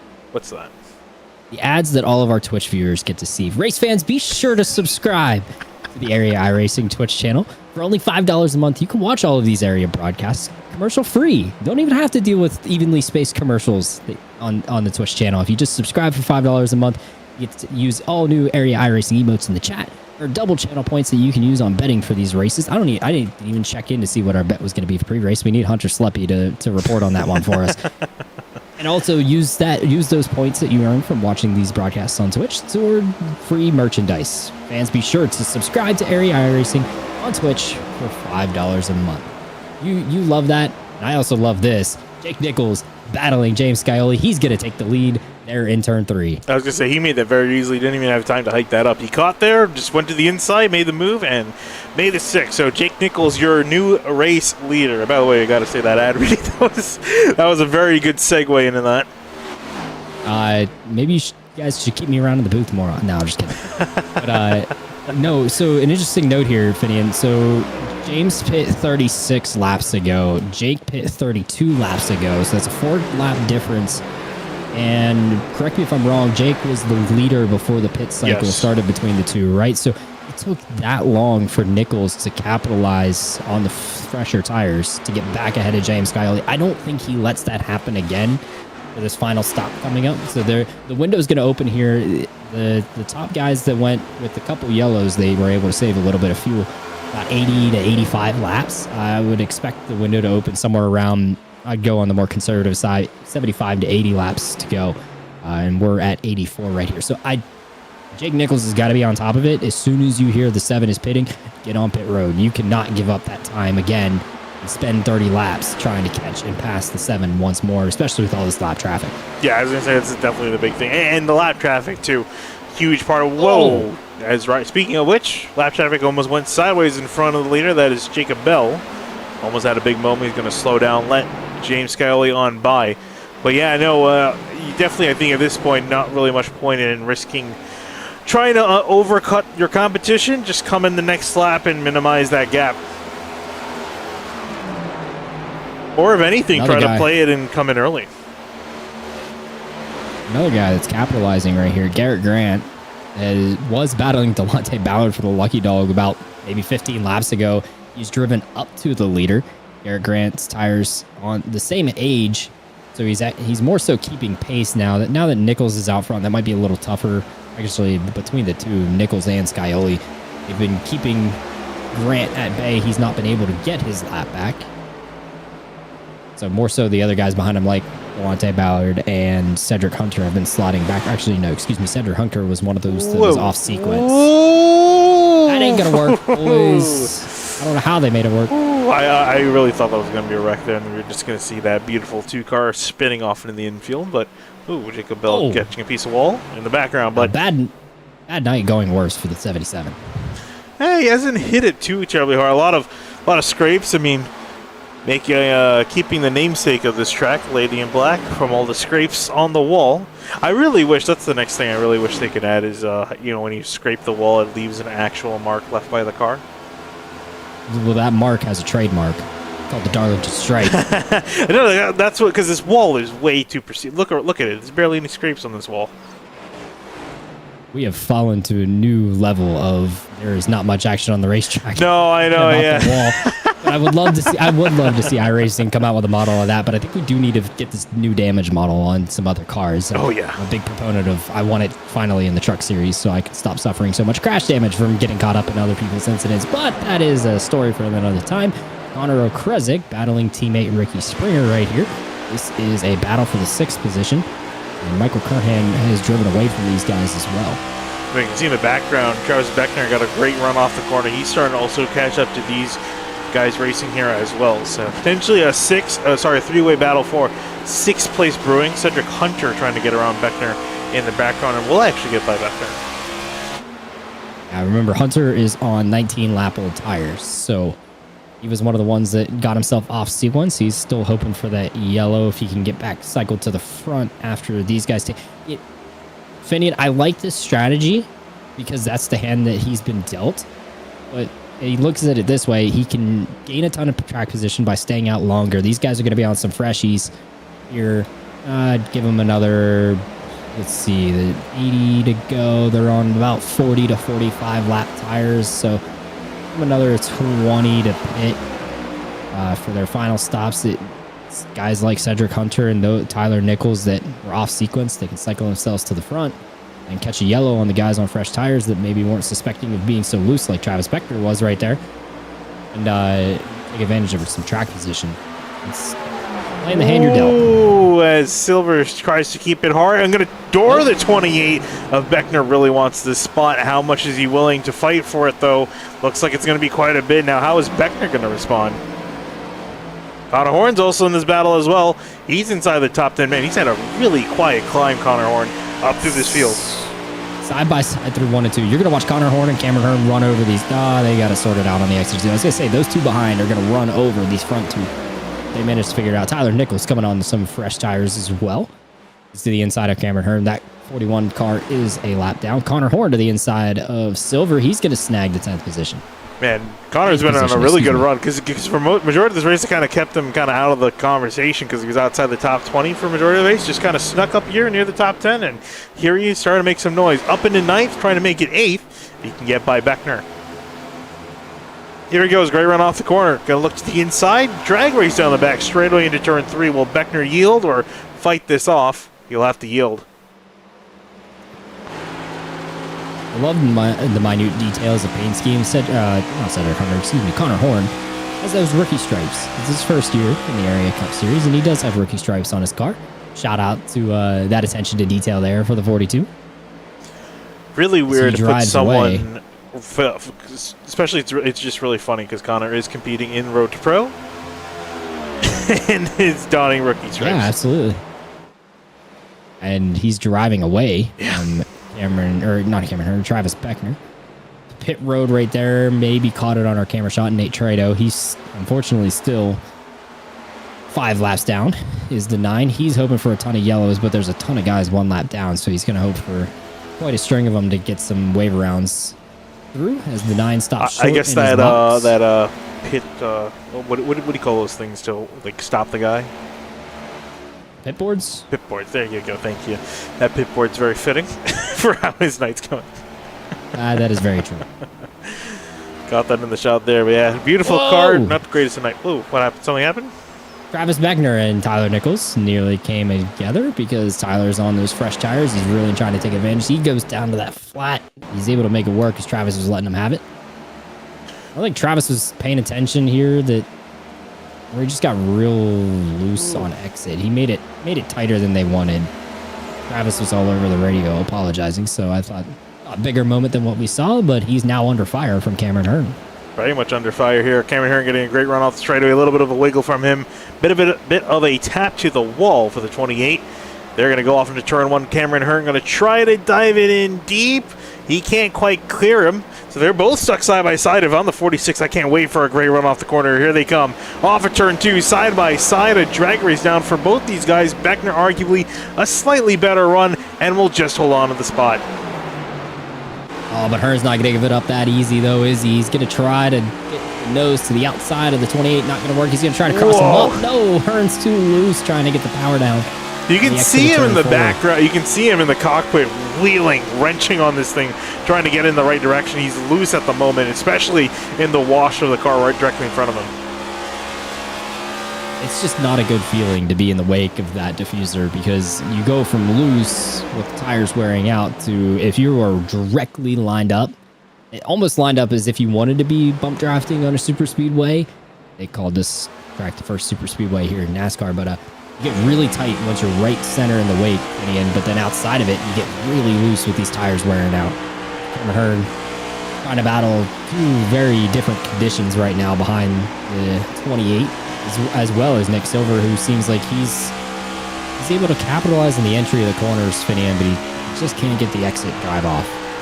Can't quite seem to get there, and so he's struggling at the moment. Meanwhile, Cameron Hearn putting out a huge amount of pressure on Beckner. He goes back on the inside on the exit. Whoa, almost touches the 28 again. That was almost a mirror image of what happened 2 laps ago off the same corner. Battle for 5th heating up here, 4th. Between Ryan Hart and Michael Curhan as well. Oh, we got away at the worst time. Beckner was sideways. He's going to give up the spot to Cameron Hearn. That's unfortunate timing. I know Finian producing tonight as well as lead commentary is the toughest job in the world, but bad luck, bad timing, but Got a Cameron glimpse is of upset on the radio. who's upset. Cameron, he is upset that Beckner was racing like it was the last 20 laps. I mean, we're in the waiting parts of this race. I was just saying, we're past halfway. I'm going to give credit there to Beckner for he's trying to drive and hang on to everything he can right now. And these guys are on even tires. I've seen much more aggressive fights for position on lap 2. So that's far from the most egregious thing I've seen. But I think that was a respectable fight for position. You must be watching the Area Truck Series too much. I mean, I was covering it last week. And you got a good glimpse into the Wilkesboro of how every position is fought for on every lap. It's sometimes too much, obviously, but while Ryan Hart's Michael Curran has tracked the 3 down, but he has not been able to make the move. Michael Curran's tires, he's put them on 52 laps ago. Ryan Hart's put them on 58 laps ago. And this is his opportunity right here, and Ryan's going to give it up. Yeah, I was going to say. I think that's not the Intimidator way, Ryan. Can you imagine that, Dale Earnhardt yielding a position? What if I said yes and no? Oh, caution. Just let the flagman wave it out. Uh-oh. Arnie the flagman waving the yellow. This had to be big because it triggered the yellow. I only see Travis Beckner. I guess it depends on what happened and where it happened. It was up high on the racetrack, hit Nick Silver, doored him, spun on the top side on the racing surface, so that will definitely bring out the yellow. And we've just gone green for, I want to say, almost close to 100 laps, it felt like. It's been a while. Yeah, I would agree with that. And so it has been a while, and that will come to an end. Yes, Travis was racing like it was less than 20 to go. He finally lost control from it being a little too loose. Can't tell if that was crossing wake and turning the car too much, or if it was too much right foot. Yeah. So for the 28. So this theoretically, if we go green to the end, should be the last time we see these guys on pit lane. Correct. So we're gonna have 60. We have 64 to go right now, Finian. Like we mentioned, the tanks can go 75 to 80. And here comes the leaders. Yeah, they're all spread out because we only have 17 cars on the lead lap after that very long green flag run. Race Control doing a great job. They pointed out the Rusty Wallace throwbacks are just not having a good time tonight. Yeah, it's going to be a big thing. And again, everyone is going to just pretty much take 4 tires and fuel. I think you'll be crazy not to, because you're looking at basically an entire fuel run towards the end of this race. Jack Strop on the 73, and he's away and will be first off pit lane, followed by James Scioli, Brandon 6, Michael Curran, Ryan Hartz, as I think Connor Kresick will beat Connor Horn, Springer, Cameron Hearn, and Nick Silver. Oh, no. Lucky. Uh-oh. Oh. Well, he's not lucky now. We were talking about it earlier. Remember on the green flag pit stops? No one made a error. Well, here's one under caution. It's going to be costly. The sponsor bites back in the wrong way. That's bad luck for the Lucky Duck car. And what an unfortunate break for the 7. Unfortunately, also self-inflicted. But he's going to have some work to do. Finian, if he does not get the yellows that Nate Trado so desperately needs, I think we might have just seen the last James Scioli at the front. Yeah, no, that's unfortunate. The lucky thing for him, though, is that there are... I guess it is an EOL, so he's going to be behind a bunch of cars regardless. But he is running in 16th place, so could be worse, I guess. Catch the first yellow, get himself back into a better position to fight from. We might see him back. I still think he needs the help of a couple yellows to make it work. A lot of guys are going to be taking the wave around here. Oh, really? By the way, up here at the front. So you see in front of Jake Nichols here, we got Brandon Bowie, Frankie Barroso, Cedric Hunter. Big risk for a lot of these guys, because if we don't go back, if we don't get another caution, they're going to be caught out a little bit. So I guess they're just kind of like, we might as well get the lap back now. So they're betting on some more cautions come out. And I'm sure definitely, as you mentioned before, not Travis Beckner, James Scully is definitely counting on that. Yeah, Travis Beckner too. I mean, he got the EOL for the cause of incident, so he's headed to the back as well, as per the area rules. Cause an incident, and it was not a racing incident. So get an EOL for your first offense. Jeremy Miller has worked himself back onto the lead lap in 14th. This is another one of the solid throwbacks, Finian, that incorporate a current sponsor and just make a play on it to definitely fit the theme of the throwback. How about Connor Horn, his teammate, running in 6th place? Really solid run for the 42, getting his way up there. Both of those cars have come from the back of the field. Jeremy Miller in 37th, Connor Horn in 30th. So they've worked a long way to get near the front and going to double up, get ready for a restart here. Again, we've been green for nearly 100 laps. So this is going to be interesting to see how this works out. Everyone's going to have fresh tires. They're all going to be up against each other. So this could be either very chaotic or more calm if these guys play nice with each other. But with only 60 laps left on the clock, I don't know. I think it can get a little spicy here. We'll see. Well, we're going to be too wide in turn 2. I don't like too wide in turn 2 here at Darlington. It has not worked out. Maybe the slower speeds on the restart may help out there, but we'll see what they can do. Won't be surprised to see Michael Curran take second if the tradition of third place getting second on these restarts is the way to go. Green flag back in the air. Green flag back in the air here at Darlington. A solid start for Jake Nichols in the 73. Brandon 6 racing with Michael Curran off into turn number 1. Problems in the background. Greg Mitchell, no, another Rusty Wallace throwback is going for a ride. And Jeremy Miller, I think, was involved with that as well. We'll take a quick look at your Simrad market replay to see that, because it looked like that almost would have been a caution. Jeremy Miller sideways. And Delonte Ballard hit the 2, and wow, turn right to go left. Save that thing. Do you want to know who pitched Jeremy Miller sideways? Who? A Rusty Wallace throwback. Jonathan Cogswell in the 27. Oh, hello. Got to the inside of Jeremy Miller and pitched him sideways. Hello, Meanwhile, 42 versus 3. Kyle Larson versus Dale Earnhardt. It's Connor Horn and Ryan Hart's going out of here for third place. This is a spot on the podium. And Ryan Hart's singing the high praises of that yellow, able to get himself back on equal tires with his competitors up front. Connor trying to see if he can find a way around the 3 of Ryan Hart's. But Ryan Hart's looking pretty good on the short run. Long term, not so much. A few cars kissing the wall in the background. Cameron Hearn, and I think Nick Siller we saw get into the wall a little bit. I thought Michael Curran caught it on the exit as well in front of him, but Connor Okresic trying to get after the 24, not able to make it work there. And the Tony Stewart BK throwback.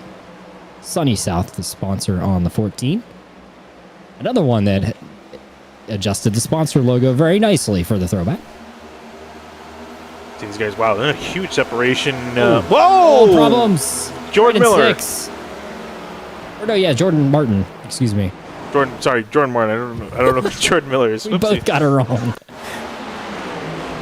His car is so close to Brandon 6 in paint. I thought that was the 66, but it was the 11. I think it was Jonas Shiwu. Yeah, he got into Jonas Shiwu, got loose.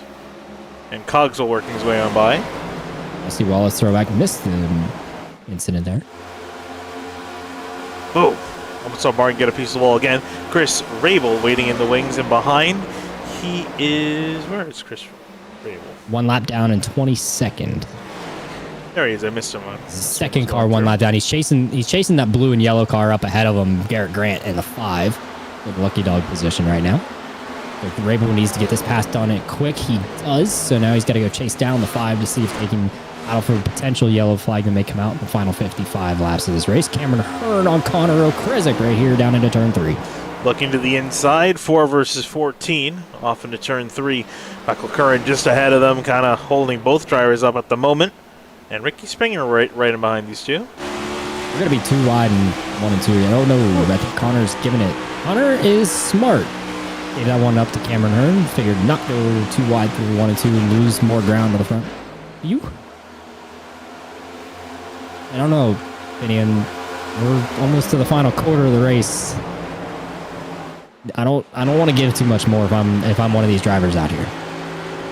Yeah, I was gonna say this is where you really, as a driver, you got to weigh in the give and weigh in the take, because you're getting to the end of it. Everyone's gonna start getting more aggressive. Everyone's got fresh tires to work with. That being said, we got out of the thick of things. I think with that sort of half spin, separated the field out quite a bit. Odds of a caution have gone down quite a bit.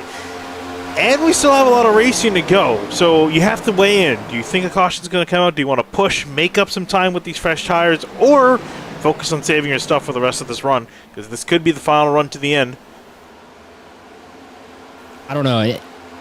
I'd save my stuff. If I'm one of these drivers out here, if I'm Jake Nichols, if I'm James Scioli even, look, I've not...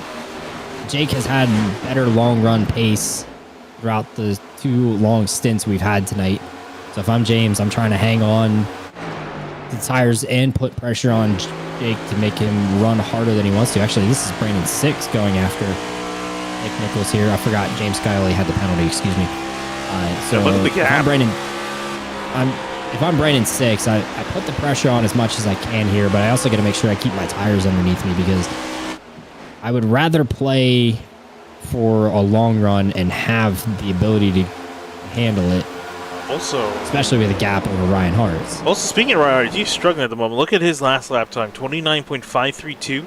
Brandon 6, 29.2. And you can Jake Nichols also 29.2. So Hart's is struggling. You can see a huge train of cars developing in behind at number 3. And so Connor Horn, I think he's just willing to ride in behind, but at the moment, everyone else, I think, is starting to wonder whether they should start to push and get around number 3 because he's holding him up at the moment. Yep, the patience is wearing thin. I think Connor's just waiting for the opportunity to finally pull out and make a run. He closed the gap right there through 1 and 2. Got himself even closer to the bumper. If he can get a good run on exit here and then line himself up on 1 and 2, this might actually work out. Let's jump on board with the number 42, see how he can set this pass up on the 3. He's driving in right behind him. How does he handle being in the wake? He's going to dip low. We're 1 and 2. Get the run on exit. He's too loose. I think he's sliding a little too much there. Corner exit. He does not have the overspeed on Ryan Hart's that the 42 needs to make the overtake. Whoa, and speaking of loose in the background, Cameron Hearn getting a little bit loose. Michael Curran as well. So more drivers actually struggling with loose conditions. And these guys are just egging Connor Horn on. Come on, get Ryan up out of the groove. Get him out of the way. Make him start to think about losing spots. And if he starts, there goes. Here comes Connor Horn. He finally got that run through 1 and 2 this time. Now, if he can keep Ryan Hart's pin to the outside, Michael Curran can fill the gap. Ryan's got to be aware of what's going on around him. He's not going to give it up. He's not going to give it up. Going to try to fight as much as possible. Going to try to do a little bit of a side draft down the front straightaway. Hart's still trying to defend. Connor Horn trying to do as much as he can to make a way on through, but it's going to be tough coming off of turn 2 here. He's going to lose a lot. Has to kind of back out of it. This doesn't work. And that's going to make him lose time to everybody behind him. Michael Curran thought about it. He's smarter of it. No point in battling the guy who's trying to go after the slow one. Ricky Springer now side by side with Nick Silver in our picture as well. And who is that coming on the bottom side? Is that Beckner? Oh, that's Cogswell going to take advantage of Douglas Newbigging. Beckner is up to 14th, so I don't think he's too terribly far behind. James Scioli is also in the background. You're going to probably see him. There he is at the top of the picture coming off of turn 2. There's Travis Beckner just ahead of Bryce Senizak. Who's a lap down? David Weiser is not a lap down, but in 15th. David Weiser got the lucky dog, the last yellow. So he's actually still fighting back from that. Speaking of lucky dog, you see at the tail end of this line, Chris Rabel got by Garrett Grant for that lucky dog position. That battle's still raging as well. And Nick Silver clearing Douglas Newbigging up a spot. So look back at Connor Horn trying to chase down the number 3 of Ryan Hart's. And this train fit in is 2 seconds now adrift from the lead. Ryan's lap times have gotten a little more in line with the leaders. So I wonder, he's driven away from Connor Horn. So yeah, maybe he was saving. I'm gonna go with your point. He probably super saved, did Ryan, trying to see what he has for a long run here. I've done this before in practice. I didn't manage to do it in the race. I think it was maybe at Charlotte in race 2 of the Truck Series where in practice I saved way too much tire, that I had too much left at the end and I'd given up too much time and I couldn't come back with a fresher tire, or better tires on the long run. Yeah, it's the big thing, is determining that crossover point. When do you finally start pushing? Because there, like you mentioned, there's a point where you can save too much. In the background, James Scully getting past, that is Garrett Grant. You can just got by a lap down. So Scotty's still in 13, trying to make up for things. There is Jake Nichols with Brandon 6 in pursuit. And Reinhardt's starting to break back towards them. Last time by, take a look at the lap times. Reinhardt's still on pace with the leaders, 29.5 for him, 29.5 for Brandon 6 and James Scioli. Sorry, Jake Nichols. Scioli's still back in 13th. Actually, taking a look at Scioli's We're pace. so used to him being up here. I know, yeah, because he's up here for most of the race. That penalty is off-putting. Really is off-putting. I'm sure it is to him because he's got a lot of ground to make up and not a whole lot of time. I mean, he's got 60 laps, but to work past all these really solid cars up near the front, it's going to be tough to do. Bad news for the guys that took the wave around, at least some. Yeah. Skylar Shackelford was one of those. He had to pit. He's now 2 laps down. Ed Robertson is probably about less than 5 laps away from pitting, and he is 27 seconds behind the lead. He's about to get lapped on pure pace before he even makes his pit stop. Cedric Hunter's the only guy holding out hope, Finian, in 18th, 18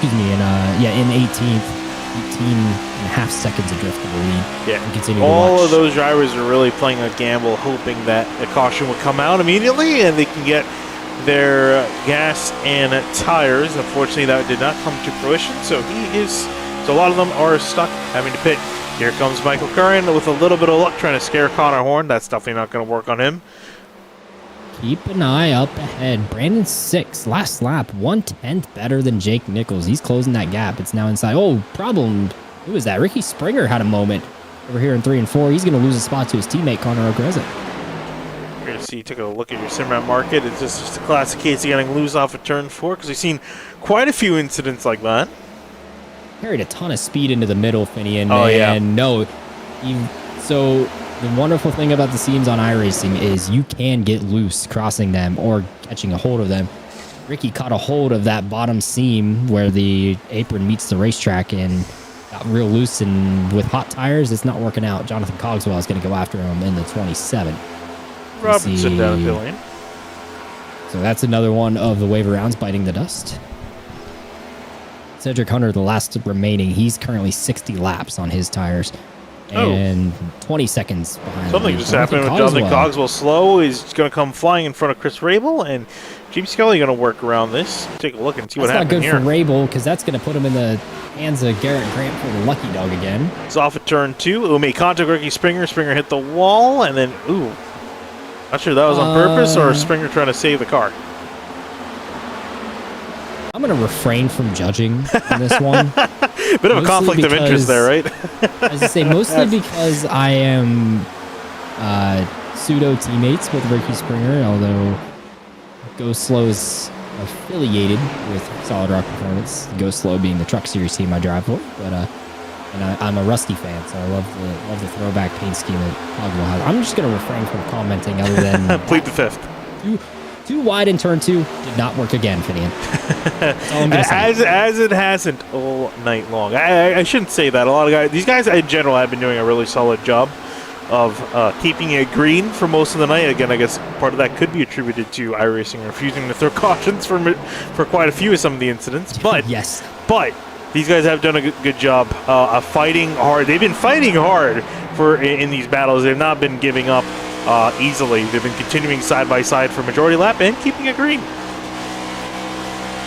The lucky dog did change hands again. So that moment for Chris Rabel that he got caught up behind those guys, he actually did get passed by Garrett Grant.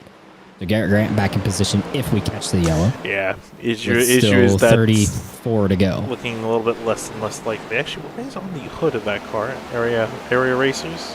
Is that an actual photo of the area guys on the hood of that car? We'll do a little investigative work here and figure out. I would assume so. It looks like a group photo. Yes. I believe. Actually, there's a story behind this. I think this photo is from North Wilkesboro. Ah. I think because here's another Twitter find for you guys. Go look at North Wilkesboro's Twitter. Go back to Tuesday night when the Cars Tour races were taking place, and you'll see this guy in a nice varsity-style Budweiser jacket standing up in the stands, just absolutely arms in the air, excited. That was our very own Brad Slaughter, the guy who's now on pit road. Yeah, because he's not. Shout out to him for he's had big news. First, he made North Wilkesboro's Twitter 2 days before big event in his life happened. Shout out to him and his now fiance Haley. They got engaged this week, or last week, excuse me. Big life news for Brad Slaughter. Oh, yeah, but, absolutely. Not big race news. No. He's now 3 laps down after another wave around biting the dust, Finian. I was going to say, it's not been a good race for Brad Slaughter, but good news in real life, so he's got that going for him, and you could argue that's significantly more important. But Jake Nichols... It's also only his second start in the Area Cup Series this year. He started the 500. Oh, yeah, I guess you're right with that. He's out here chasing crown jewels. Unfortunately, the crown jewel for the Southern 500 is not going to come his way tonight. No, not looking like it might come that way. Jake Nichols, though, expanding that lead with Brandon 6, now 5/6 of a second between him. Ryan Hartz, he's not really been closing that much. He's been kind of closing, kind of losing. It's kept equidistant at just over 2 seconds. If anything, I think he's catching up to Brandon 6, but Connor Horn's not been able to catch back up to the 3. Michael Curran, Cameron Hearn all chasing him. Connor Krasick in 7, Nick Silver in 8th, Ricky Springer in 9th, with Cosmin Yonishiwa rounding out your top 10. Douglas Newbegin, James Scully's up to 12th after the restart, and David Weishart is on pit lane. That one's interesting because he was the lucky dog the last time around. So I'm not sure the decision here because he was Is good that on car fuel. more damaged than usual? Because it looks more damaged than usual. It does look more damaged than it should be. See if We pick up there Frankie is Rosso. a There's David. story. Or it looks less damage here. Was it here? No. Well, he's on the apron. No, he's got right front damage. Okay, so maybe turn 2. I think he Up, yep, definitely probably turn has 2. he broke a toe link is what's going to happen. See right here, turn number 2. Running up high by the wall. Did he get loose? He's going to clobber it right here. Oh, yeah, that's immediate. That's a broken toe link and more.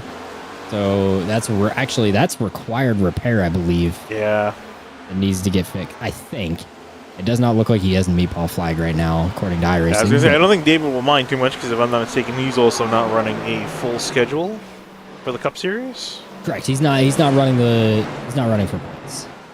So down the order he will go and probably not get back on the track. I hope it's not my end, but apologies for technical difficulties if you encounter them on our stream right there. I'm starting to think it was on my end. I've lost Finian for a good bit. Oh, that was probably on your end. Oh, that's my end. I hope the voice isn't going away now because I'll be really upset with the ISP. But You sounded fine, so I guess it's on the download end. Your upload seems to be okay.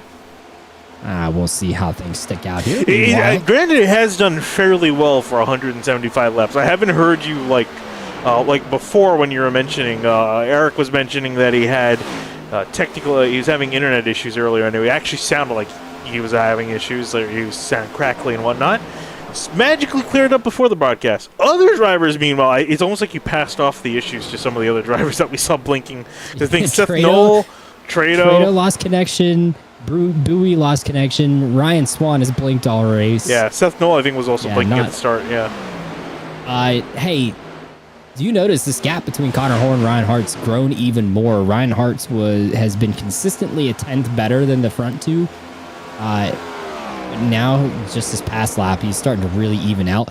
Finian, I'm pretty sure our speculation has come to fruition.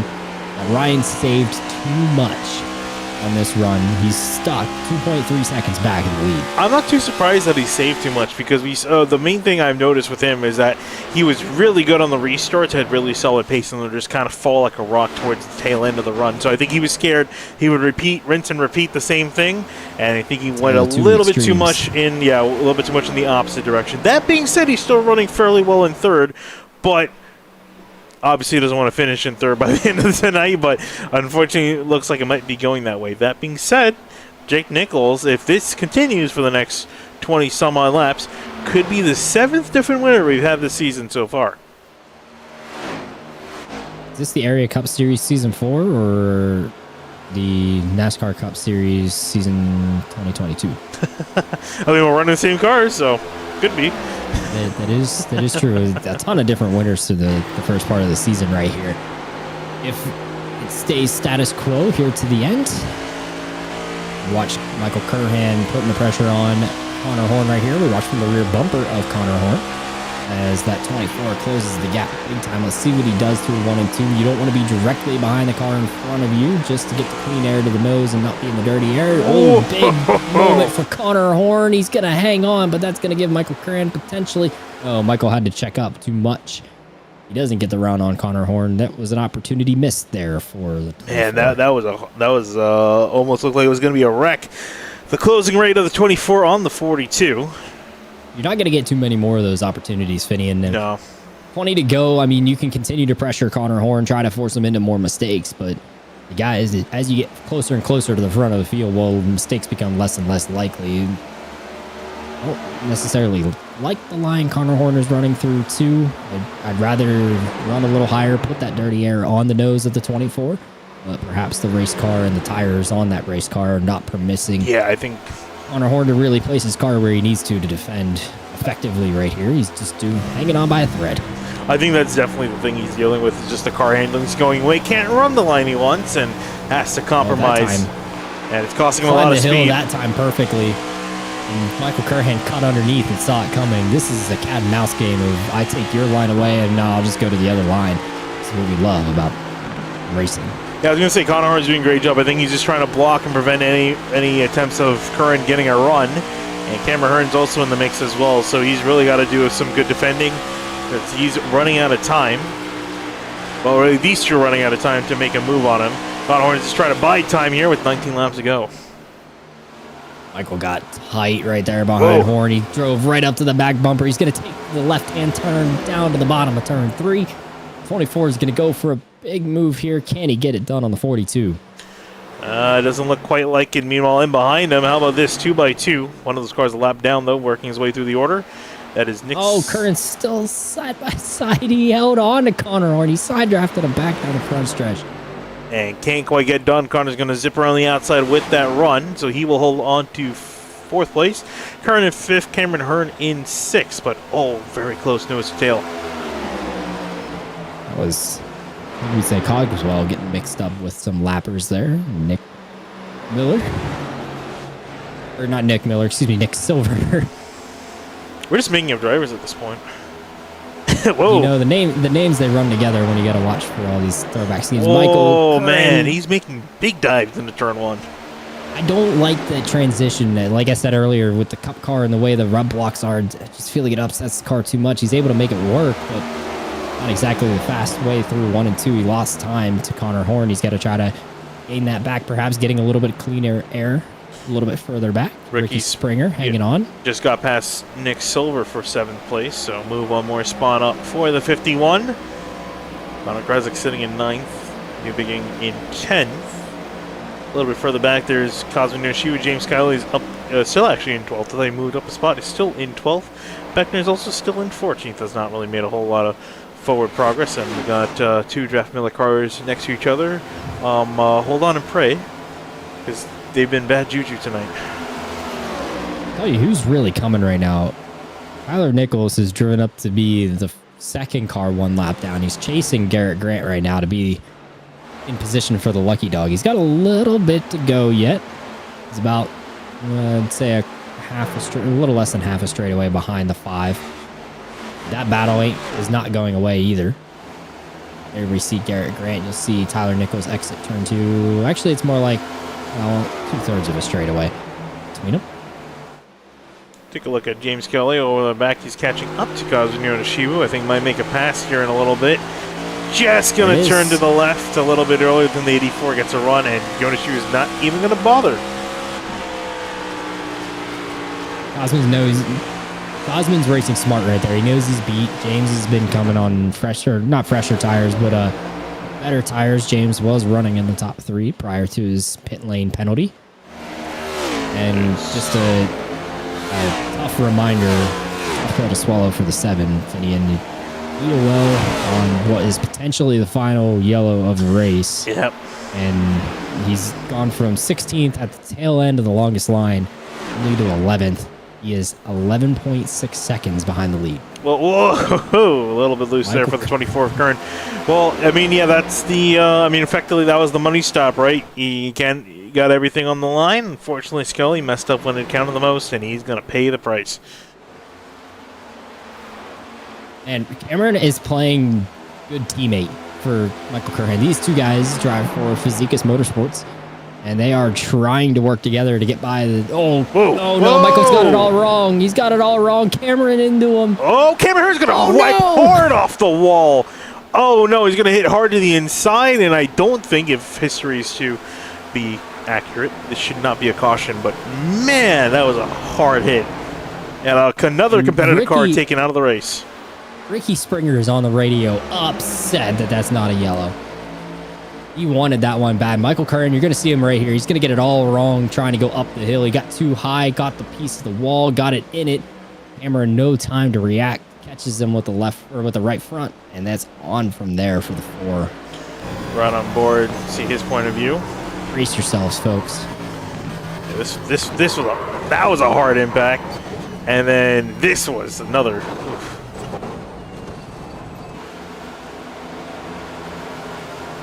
And a good night gone bad for Cameron Hearn. You can see him in the pits, so he's out of it. Michael Curran still at least running in 5th. That car significantly less damage. Ooh, hits the wall again, though. Keeps doing that. Ricky Springer might have a chance of catching him down. 10 laps to go for those drivers. Connor Horn, big sigh of relief for him because a lot of his competition just wiped themselves out, so he doesn't have to worry about 2 guys in behind. He can kind of relax a little bit. You can tell how much he was working, though, because he went from being just partially behind Ryan Hartz to now Connor is, what is that? 4? A little over 4 seconds behind? 5 seconds almost adrift of Ryan Hartz. Yep. It's crazy how much defensive driving the 42 had to do right there, but it paid off. I mean, he was able to stay ahead of the incident and continue to hold 4th place. Ryan Hartz has closed the gap. Oh, he's not going to close if he almost spins out. Trying to get past Jordan Martin. To the leaders. He's now inside of 2 seconds back, but he's not getting enough on Nichols, but he has, as you see, closed the gap to Brandon 6. And this is going to be a proper battle with 8 to go. He might have a good shot at 2nd. I don't think 1st so much, but we'll see. We'll see. You never know. A lot can happen in 8 laps. Could have another caution. That's the last thing Jake Nichols wants to see. He's got to channel his inner Earnhardt right here and the intimidate button. So basically send Brandon 6 into the next town over. I wouldn't even go that far. I was saying, I'm more so thinking if Ryan Hartz is running a Logitech G920 and it's the Xbox version, he's got a B button he can use to intimidate. I mean, I forgot about that being in the game. I remember that. That's a real throwback. The old features of the 05, 06, 07 games, and even maybe one of the early Thunder games that had. It was. I remembered it from. I think NASCAR Thunder 2004. I love NASCAR 06 Total Team Control. That was a fantastic game. I think you're a year too late right there, my friend. Chase for the Cup in 05 was a pretty solid one. I didn't play that one. I didn't play that one, so I have no opinion on it. I heard that was really good. You know, let's see. I would have been 8 years old, Fidian, at the time. I was born in 97, so my parents were working and you get watched by the grandparents, and they got an old original Xbox in the house. Load up NASCAR 2005, Chase for the Cup, sit down, and just go for it. Meanwhile, going for it, Ryan Hartz is trying everything in his knowledge to get after Brandon 6 right here, and it is just not paying off for the 3. He is actually losing time again. Yeah, losing time. He scraped the wall. You saw there riding off the back of Brandon 6, scraped the wall coming off of turn 1. And turns 1 and 2. So he lost a little bit of time there, and he's struggling a little bit more. I think now getting closer, obviously entering that wake of the 66 on these tires. These guys have been running green on these tires for 50 some odd laps, so they're not in the best of shape. Oh, look now, James Scioli up to P7. Oh wow! He's worked himself past some moments with. So we saw him get by Cosmin Yoneshiba. He's worked by Douglas Newbig and Connor O'Kresick and Nick Silver now. Some of these guys have tripped over each other, racing for the latter half of the top 10. Connor O'Kresick still putting the pressure on Nick Silver right here. Close battle what the 14 has left. Coming down to the nitty-gritty here, 3 laps to go. I was going to say right behind him, Douglas Newbigin was holding on to a spot, but that's actually Ben Pierce behind him a lap, one or more laps down for the 65. Oh, and Krezik's in the wall in turns 1 and 2. Drops a little bit further back. Every inch of racetrack that you can find right here, Finian, is what you need. Ryan Hart's going to use every inch of racetrack. That last lap, he gained a 10th on Brandon 6. He's closed the gap again after the wall contact. Let's see what he can do through these final 2 laps. Definitely see what he can do for this final lap and a half now. Quickly coming to an end here. Ryan Hart's trying to close the gap on Brandon 6. He's caught up. Can he do anything? Will he do anything? We'll find out here at a turn 4. Jake Nichols is going to see the white flag this time by. In behind, Brandon 6 versus Ryan Hart. Hart's looking to the inside, not close enough. They work their way through 1 and 2. You know, the big story is going to be that Nichols finally gets his win this season now that he's got the white, no yellows to come out. But, man, this battle right here, Ryan's got to figure out a way to send it. He's going to try the top. Not many people have ventured to the top tonight. See if he can get the run on corner exit. But at the final corner, Jake Nichols, lap 200. He'll come across the line and take home the win, the first win of the season for the 73. And in behind, Brandon 6 will hold off all late charging Ryan Hart's to hold off for second place. Coming to the line, Connor Krezik's going to nip Nick Silver. Nick Silver got loose. You see him coming in from the right side of the picture. Connor Krezik steals a position there, 6th place at the line. And Jake Nichols, 5th place. Jake Nichols taking home the win. How about this? I guess a long time coming for the 73. Oh, I'm all out of sorts. Connor Krezik, 8th. My timing and scoring all messed up, Finian. I need that SimTV ATVO timing and scoring. And you can see Jake Nichols on the top of the timing and scoring as he will take home his first win of the season. And I'm sure he's very happy to finally get this over with. You know who else is happy, Finian? People that buy Jake Nichols merch on shop.areaiRacing.com. Race fans, be sure to check out shop.areaiRacing.com for merchandise to represent your favorite driver and team here in all of Area Series, not just the Area Cup Series tonight. Shop for our brand new selections of champion t-shirts, jackets, hats, and more. Easier to shop, quicker to ship, better to wear. That's shop.areaiRacing, A-R-E-A, iRacing.com. And as the 73 does the Polish victory lap, we'll go over your finishing results here. Jake Nichols taking home the win. Brandon 6 in 2nd. Ryan Hart's in 3rd. Solid top 3 there. Connor Hornigan sneaking his way up from 30th position up 26 spots to 4th place. Michael Curran, Ricky Springer, James Scioli, a solid recovery there at the end, getting back to 7th. I'm sure he's still going to be disappointed with that speeding penalty because he effectively lost a chance of winning this race with a decent car. Connor Krezik, Nick Silver just beating the 14, beating the 46 to the line, and Douglas Newbigin rounding out your top 10. No, I'd love to see NASCAR, what is the Twitter account? I think it's like NASCAR Data Analytics or something, to see what the medium speeds of the 4th quarter of the race unimpeded by lap traffic, where they would have finished up, where James Scioli would have finished if they all stayed in their positions. But look at your 11th through 20th place finishers right here. Travis Beckner, a decent night to rebound after spinning later in the going. Cosmin Yonishiwu hanging on for 12th place. We've got Jordan Martin, who seemingly had bad luck all night, somehow still finds his top 15. And then the battle for the lucky dog, these guys 1 or more laps down. Garrett Grant hanging on to that spot over Tyler Nichols, who gave it a proper drive back at him, as well as Delonte Ballard, who was involved in some, I think, our first or second incident of the race tonight.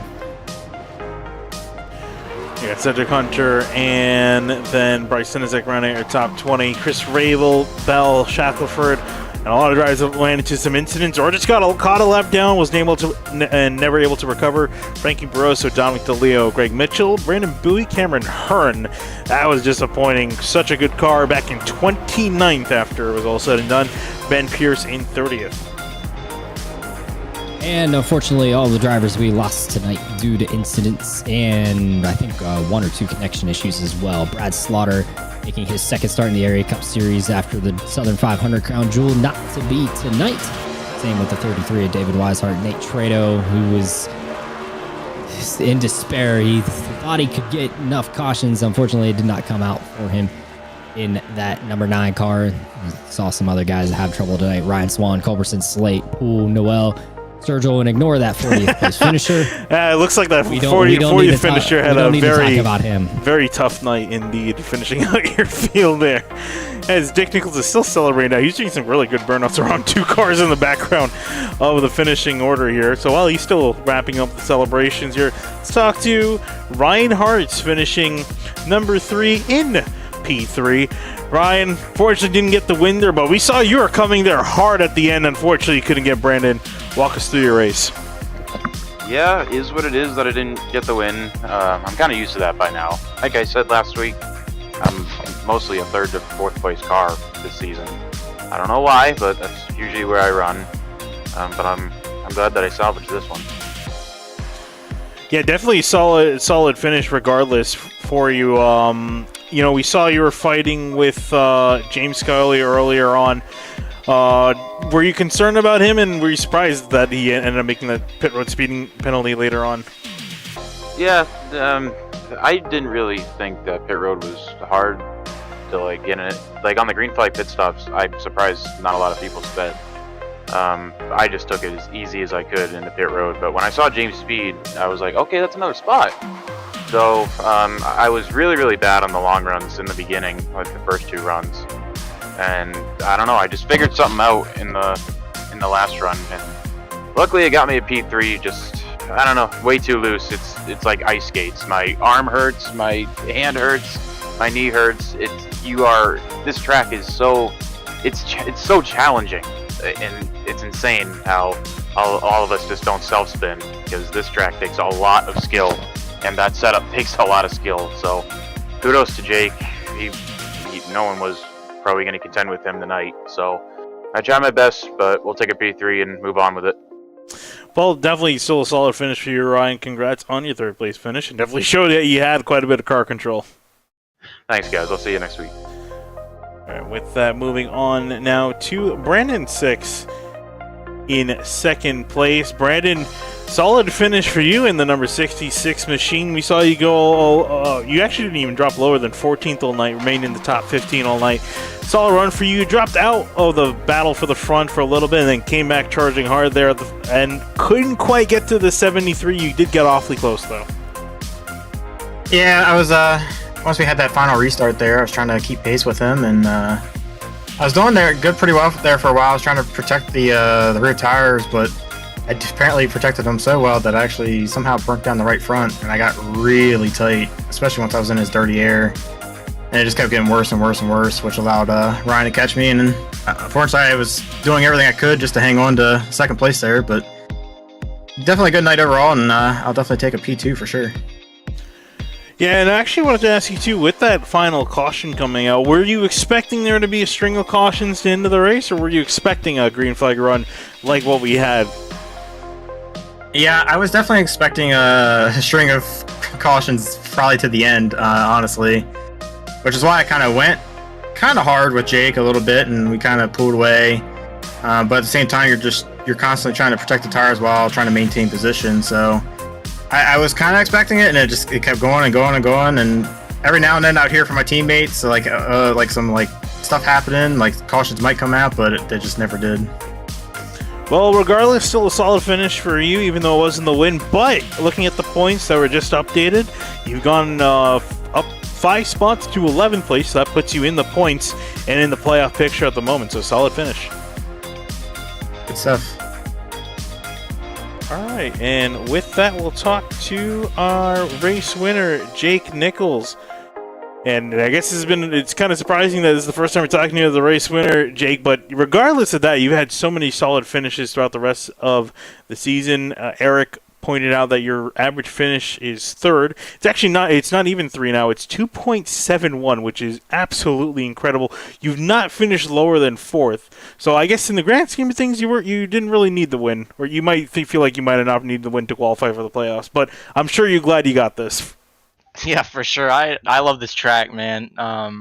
This is my perfect situation. Long green flag runs. Everyone's just racing their own race. So, you don't have too many wrecks. We started out with a few, but once we got going, fairly clean, a lot of guys letting each other go, and Man, I don't know. I felt like I was really confident to make the playoffs, even the last, or not having a win yet, going into tonight. I just needed one repeat winner of myself to win, because we're doing so good at points racing right now. And yeah, I've second, third, fourth times two. I mean, that's how my season's been, which is awesome. I mean, going into this race last season, I had 3 wins, and I only had 2 more points than what I had going into tonight with no wins, which is insane. That's like something you really dream of having for a season, pretty much. But we're obviously really happy to win, especially in this Kenny Irwin car. I've always loved this paint scheme. Thought he was an extremely talented driver. Just gone too soon, but I wanted to bring this car out for the Coke Series 2 years ago, but we unfortunately couldn't. We brought something else out, and I'm glad to bring it here, and not only that, but bring it to Victory Lane with us, and especially for the first time this season. Maybe there's something about it. If I don't win next week, then maybe I'll bring it back out. But either way, great race with these guys. I definitely felt some pressure, especially such a long race. You got to be on top of it, and I definitely was. It just perfect race for me. It just fits my style to a T, this track right now. I drove the same way from lap 1 to lap 200, and it worked out with a win. And proud of my Solar Flare Racing teammates. We got 2 in the top 20 there, with 17th and 18th with Tyler and Devontae. It's good to see that. Solid team points night. Could have been better, but could have been worse also. You take that any day of the week. So unfortunate for Nate, he lagged out before the race even started, so he never even really got to do anything. And Dwayne had problems too. But either way, great night for Solar Flare Racing. Solar, oh, in my car, I don't even remember. Solar South, Solar South. I forget. I always forget which way I was gonna do. Solar or Solar South, but either way, great to win in this car and in this league with some great drivers here. Well, Jake, solid finish for you. Obviously, finally getting that win, the monkey off your back for that win. But again, still doing fantastic in the standings. I was actually just looking at your finishes from last season, and you're even with the win aside, you're statistically doing better this season than you were last season. So you're off to a fantastic start regardless. Best of luck to you for the rest of the season. Thank you. See you next week. All right, with that, it's going to wrap up interviews here from Darlington. Well, Eric, never actually saw Kyle. Don't know what happened to him. So it's just you and me up in the booth for 200 laps. What are your final thoughts in Darlington? Kyle just needed to take a precious load off that voice that he has. So smooth. Voice of the area, or SimTV, one of the voices of SimTV. But hey, I will never be opposed to hanging out with Finney and Dakuna in the booth for an Area Cup Series race. That was quite fun tonight, Finney, and I appreciate you letting me come out and hang out with you and get off pit road for once and not go running up and down it. Great race. This is the type of race, and I love to see. I'm like Jake Nichols. I like the long run, worn out tires. Darlington's such a fun track to drive because it's different on both ends of the speedway. But yeah, I mean, we knew the win was coming. I'd like to also point out my pick to win tonight did win the race. We knew the wins were coming for him, so we're going to see what these guys can do now. Over halfway through the regular season, we just have 6 races remaining in the regular season, actually. Finney, and we go to Pocono June 12th. We get a week off for Memorial Day weekend, and don't forget, after Memorial Day weekend, we got that All-Star race mixed in here. Yeah, I was going to say, that's definitely going to be a race to look forward to. But yeah, drivers are mentioning tonight that Darlington is a tough track to drive. So is the Tricky Triangle. Pocono coming up in just a few weeks' time. That is June 12th. After a little bit of a break in points racing here. But still got some races left this week. We head to Darlington tomorrow night and Darlington on Thursday night for the area series. But for tonight, we'll be calling it a night. My name is Finney Kuna here with Eric Weiland. We'll be signing out here from SimTV. Thank you for watching.